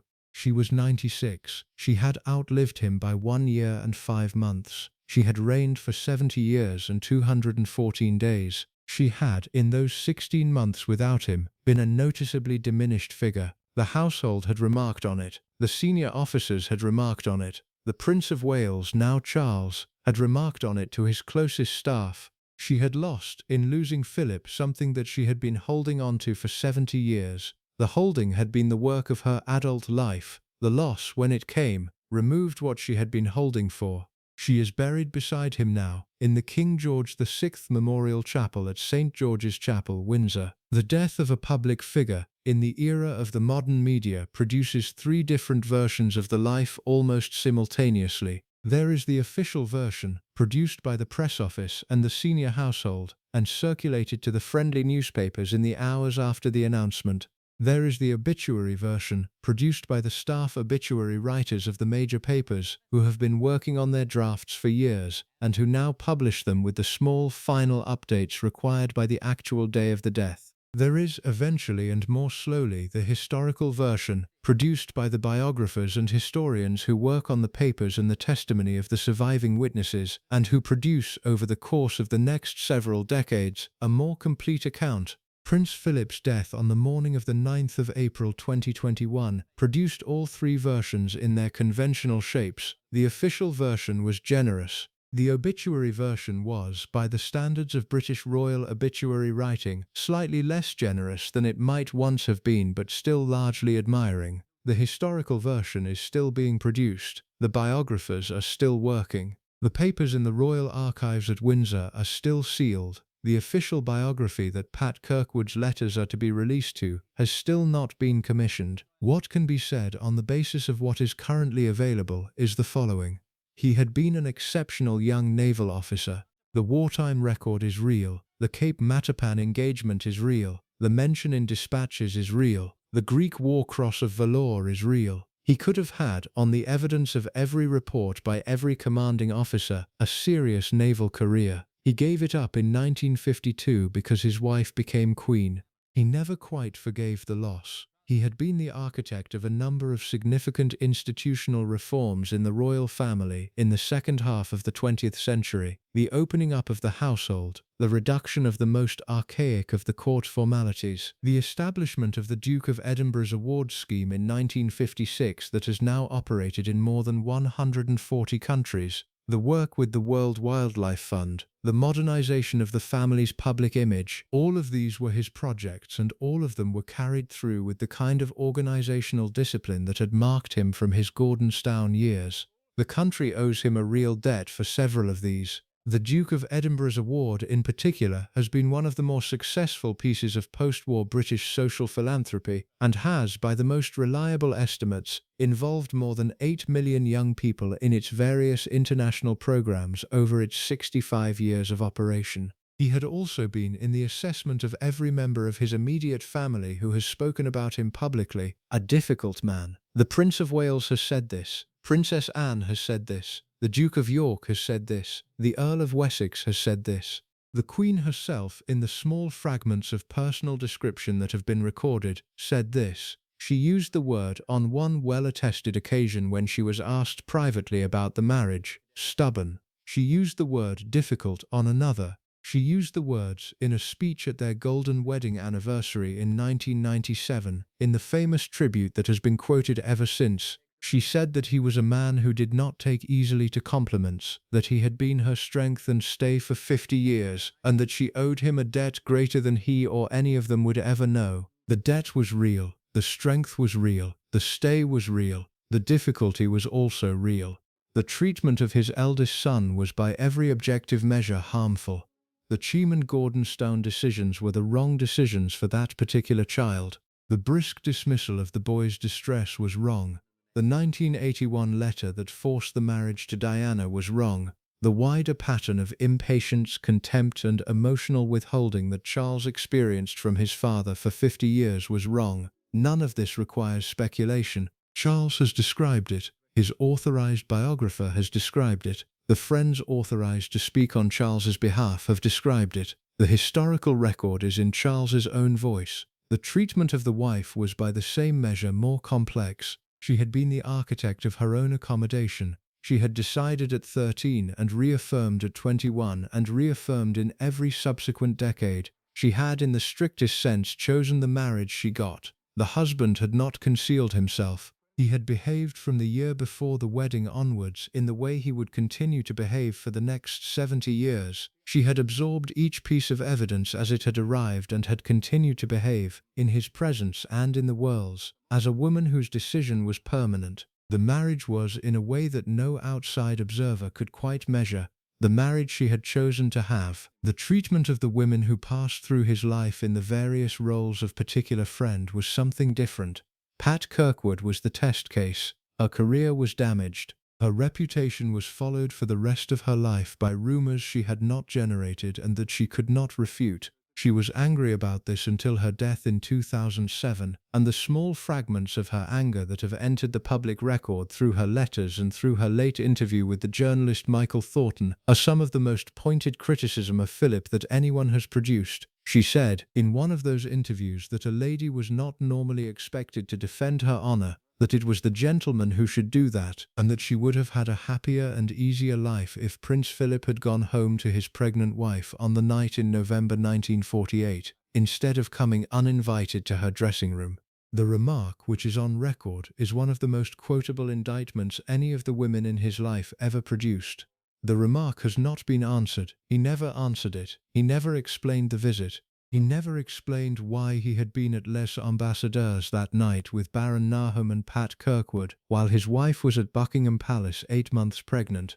He never explained the dance at the Milroy. He left Pat Kirkwood by his silence in the position of having to defend herself for the rest of her life against rumors he could have ended at any moment by a single public sentence. He chose not to end them. The same pattern repeated, in slightly different forms, with Helen Corday, with Sacha Abercorn, with Penny Knatchbull, with Susan Barantes if the Loney account is to be credited, and with the various other women whose names appeared in the gossip columns over the decades.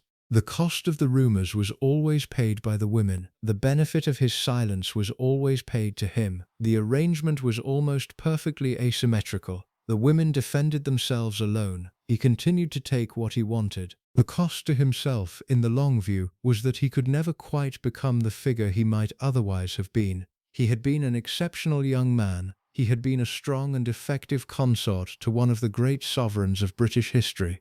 He had been a competent patriarch and a hard-working public figure across 7 decades. He had been in his charitable and public work genuinely and substantially admirable. He could have been, with a slightly different temperament, a fully admirable figure of the modern age. He could not be that in the end because the temperament he actually had included a hardness, a self-protectiveness, a willingness to make other people pay the costs of his choices that the admirable parts of his life could not finally absorb. The obituaries did not say this. The obituaries said the conventional things. They quoted the conventional praise. They referred in the discreet phrasing of British obituary writing to a private life that had its complications and a marriage that had been one of the great successes of the institution. They did not on the day after his death say what could be said now, which is that the marriage was a great success because the wife had decided to make it one and that the husband had spent 73 years accepting the success she produced without quite reciprocating it.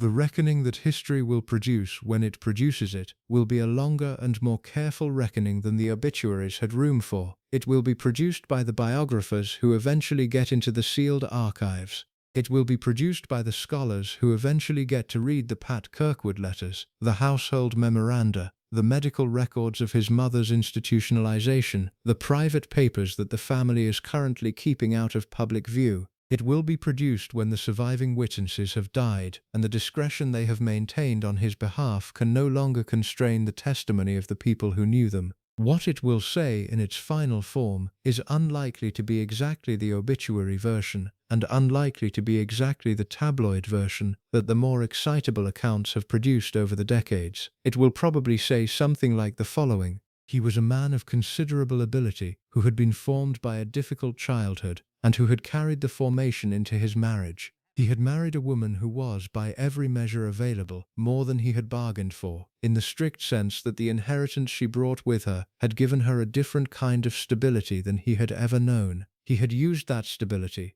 He had also strained it. He had been, for 73 years, a husband who was capable of being absolutely loyal in the institutional sense and absolutely unfaithful in the human sense, and the discipline he had brought to this peculiar combination of qualities was the discipline that had produced the marriage the public eventually got to see. The marriage the public eventually got to see was the official version. The marriage the household had known was different. The marriage Charles had known, from the inside, was different again. The marriage that the women who had passed through his life had observed from the side was different from any of these. There are at least 4 versions of the marriage, and probably more, and none of them is more true than the others.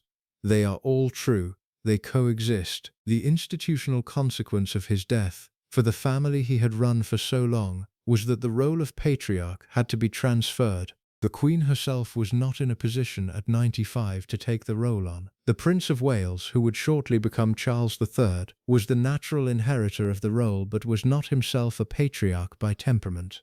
The role would, in practice, devolve onto the younger generation and onto the senior household. The family that Philip had run for 69 years would now have to be run by the systems he had put in place rather than by his personal authority. The systems have, for the most part, held. The handover of the reign in September 2022, when the Queen herself died at Balmoral and the throne passed to Charles, was managed with the institutional smoothness that the household had been preparing for 30 years. The coronation of Charles III in May 2023 took place without incident. The new king has so far conducted his reign in a manner that the palace press office considers satisfactory. The family, for the most part, has continued to function as an institution. The shape of the family that emerged from the 7 decades of Philip's patriarchy is the shape that is now operating. The shape includes some real strengths. It also includes some real weaknesses. The strengths are visible in the public competence of the senior royals, in the steady management of the institution's public role, in the continued affection of a substantial part of the British public for the family. The weaknesses are visible in the unresolved tensions between Charles and his younger son Harry, in the catastrophic public collapse of the Duke of York's career around the Epstein scandal, in the slow drift of the family away from the moral authority it had enjoyed in the period of the Queen's reign. These problems were not created by Philip. Several of them, however, were aggravated by him. The treatment of Diana in the early 1980s was the inheritance the family is still working through. The choice of education for Charles in the 1960s was the inheritance Charles is still working through. The pattern of marital management he established in his own marriage was the inheritance every younger royal has had to find their own way around. He had been the patriarch. He had set the patterns. The patterns continued. The final image of him is probably the image of the funeral. The wife, alone, in the pew, in black, masked, sitting 6 feet from the nearest other mourner, because the pandemic regulations required it. The coffin in the chapel, the Land Rover hearse he had himself designed parked in the courtyard outside, the 30 mourners scattered around the empty pews, the country watching on the television. The whole apparatus of the modern royal funeral pared back to its bare bones because of a virus, and the marriage that had run for 73 years coming, in the end, to a small black-clad 94-year-old woman alone in a pew at Windsor.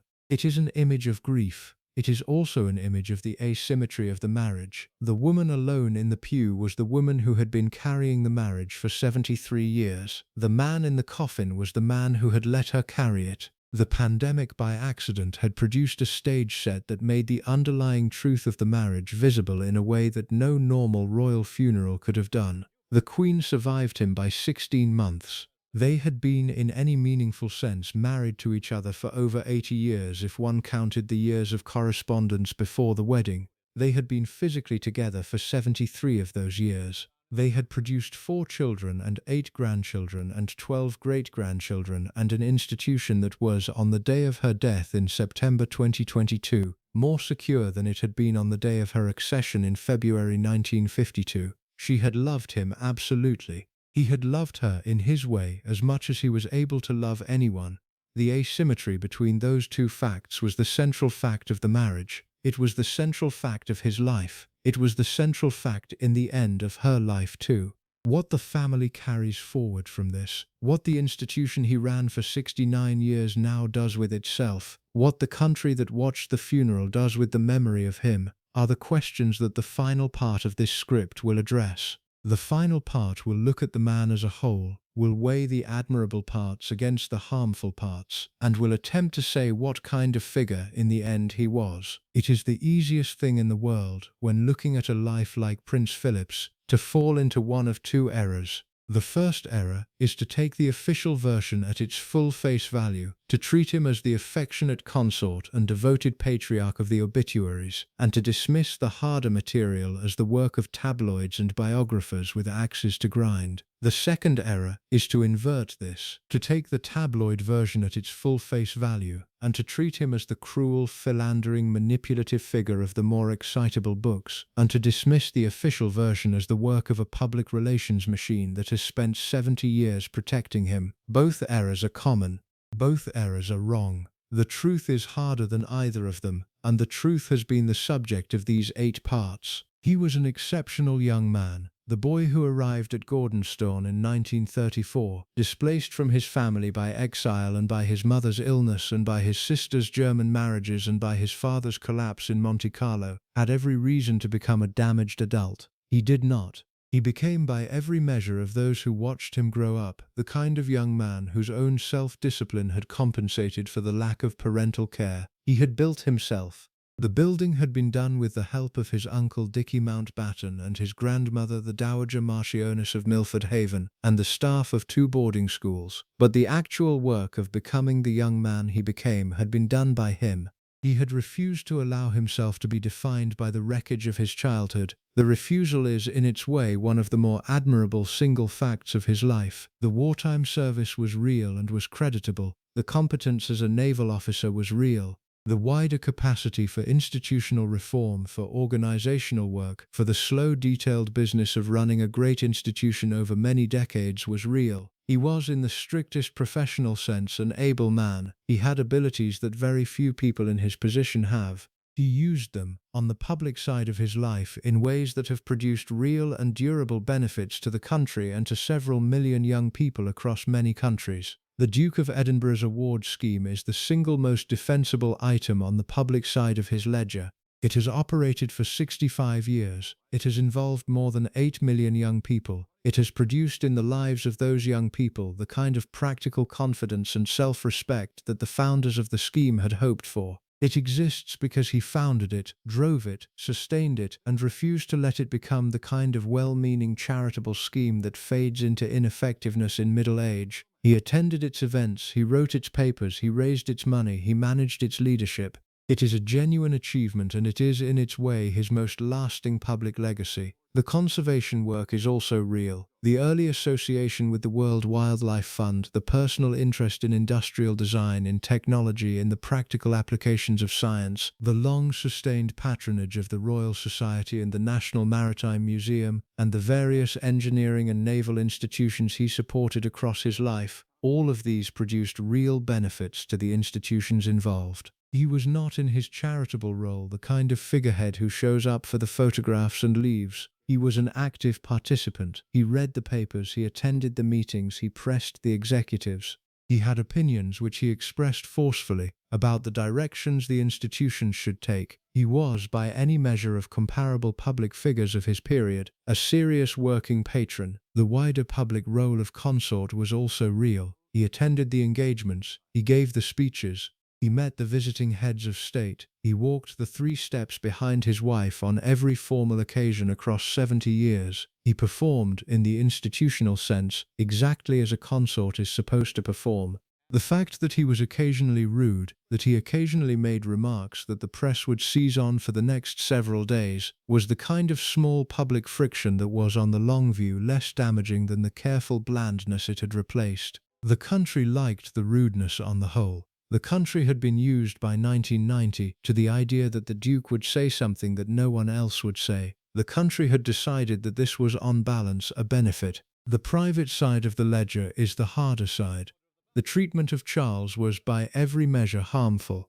The 40-year insistence on a particular kind of son, the systematic refusal to recognize what was actually in front of him, the brisk dismissals of the boy's distress, the 1981 letter that forced the wrong marriage. All of these were the products of a temperament that was not capable, in the strict sense, of seeing his eldest son as a person. He saw his son as a project. The project did not produce the results he wanted. He responded to the failure of the project by increasing the pressure on the materials. The materials, in the end, broke in a way that has shaped the modern British monarchy and that is still being repaired. The treatment of the women who passed through his life as particular friends is the part that the records do not yet fully document and on which the historians will eventually have to produce a careful account. The current state of the record holds that some of the friendships were probably platonic, some were almost certainly not, and the pattern across the 7 decades was the pattern of a man who took what he wanted in this particular zone of his life, and who used the resources of the institution to manage the consequences. The pattern is the pattern. The individual cases will be worked out by the biographers when the papers are available. The treatment of the wife, on the other hand, was a complicated story that does not reduce easily. She had been the architect of her own accommodation in the senses we have already explored. She had also been the recipient of his real and substantial loyalty in the institutional dimensions that mattered to her. He had performed his role. He had supported her in the constitutional work. He had not allowed his personal arrangements to compromise her public dignity. The arrangement was, by the lights of the older European aristocratic marriage tradition, a successful arrangement. The arrangement was not, by the lights of the modern romantic ideal that has come to dominate public expectations about marriage, particularly admirable. Different historical periods will judge the arrangement differently. The British public, who watched the marriage for 70 years, mostly judged it favorably.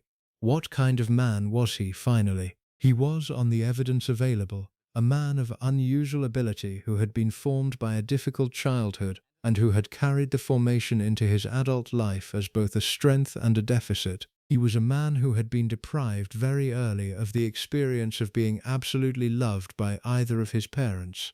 The lack had shaped him. He had compensated for it by building in his Mountbatten and naval and royal lives a series of structures that gave him the institutional belonging he had not been given in the family. He had been in this sense a self-made man, in the strictest sense of the phrase, despite the considerable institutional advantages he eventually had.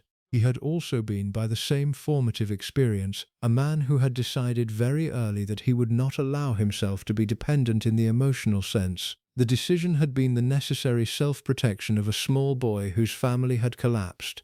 The decision had served him through the early years. The decision had also, in its long extension into his adult life, prevented him from forming the kind of full emotional partnership with his wife that his wife was, from the beginning, ready to offer him. She had been ready. He had not been able. The lack had not been her fault. The lack had not been entirely his fault either. The lack had been the product of the boy at Cheam in 1930 who had decided that no one was going to look after him and that he was going to look after himself. The self-protection had carried him, with the help of his abilities and his luck, all the way through to the age of 99.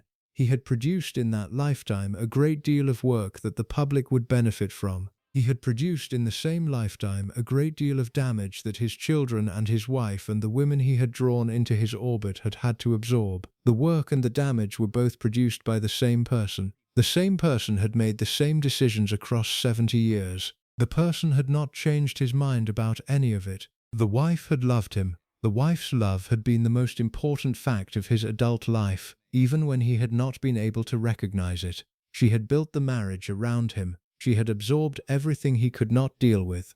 She had produced, by the steady year-after-year work of 70 years, the appearance of stability that the institution required.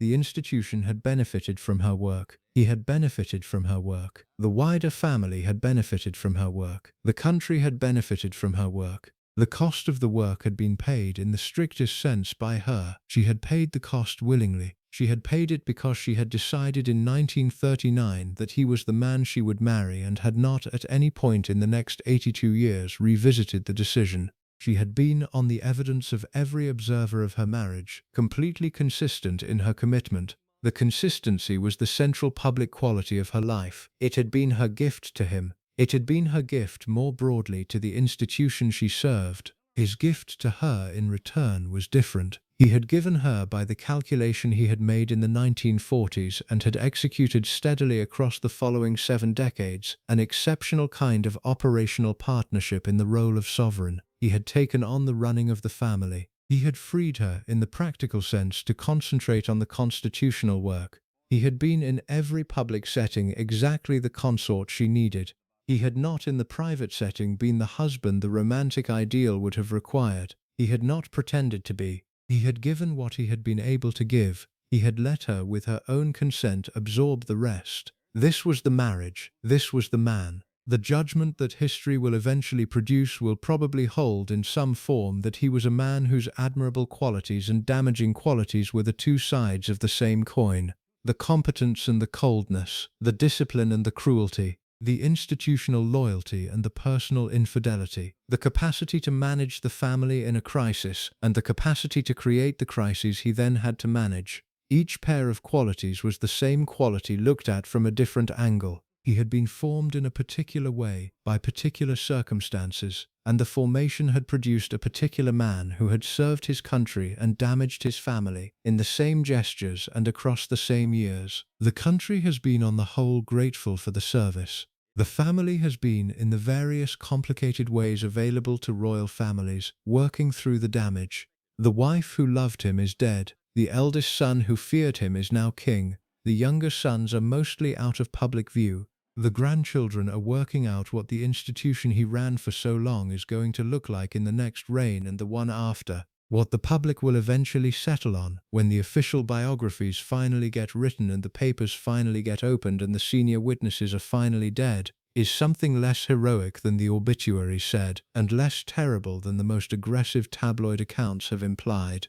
The public will settle on a man, a real man, in the strict sense, a man who had been brought up by circumstance to be exactly as he turned out to be, and who had then, with the institutional advantages available to him, used what he had been given to produce a great deal of public good and a measurable quantity of private harm. The harm has not yet been fully accounted for. The good has been generously recorded. The balance will settle, over the next several decades, into something that is neither the obituary version nor the tabloid version but the historian's version, which is the version we will all eventually have to live with. That version, when it arrives, will probably say this: he was the husband of one of the greatest sovereigns in British history. He had been her support in the public role. He had been her trial in the private one. He had given her a kind of marriage that she had been ready to accept and had accepted every year for 73 years with her eyes open. He had been ungenerous in the precise sense with his children. He had been silent in the precise sense about the women who had passed through his life. He had been competent in the precise sense at the institutional work he had been given. He had been, on the whole, exactly the consort that the British constitutional monarchy of the second half of the 20th century had needed, and the cost of producing that consort, in the lives of the people closest to him, had been the cost that the institution had been willing to pay. He had been Prince Philip. He had been the man behind the palace doors. The doors had closed on him at last on the morning of the 9th of April 2021, at the age of 99, in the bedroom at Windsor Castle. The doors closed. The story did not, in the strictest sense, end with them. The story continued. The institution he had run continued. The family he had shaped continued. The marriage he had been part of in its public memory continued. The wife who had loved him continued for another 16 months. The man himself behind the doors, behind the 7 decades of public performance, behind the consort role and the patriarch role and the philanderer role and the husband role, had been a real person across all of it. The person had been formed by his particular circumstances. The person had made his particular choices. The person had lived his particular life. The person had in the end been what he had been. What he had been was the subject of these 8 parts. He had been, in the simplest possible summary, a difficult man, whose public service had been substantial, and whose private treatment of the people closest to him had been, by the standards of any reasonable account, less generous than the country had been told. The country had not been told. The country had only learned, in fragments, over the long course of his life and after. The fragments assembled tell the story you have just heard. That is what kind of man he was. Thank you so much for watching until the end. If you loved this story, check out the other videos on your screen now. I think you'll really enjoy them. And don't forget to subscribe if you haven't already. See you in the next story.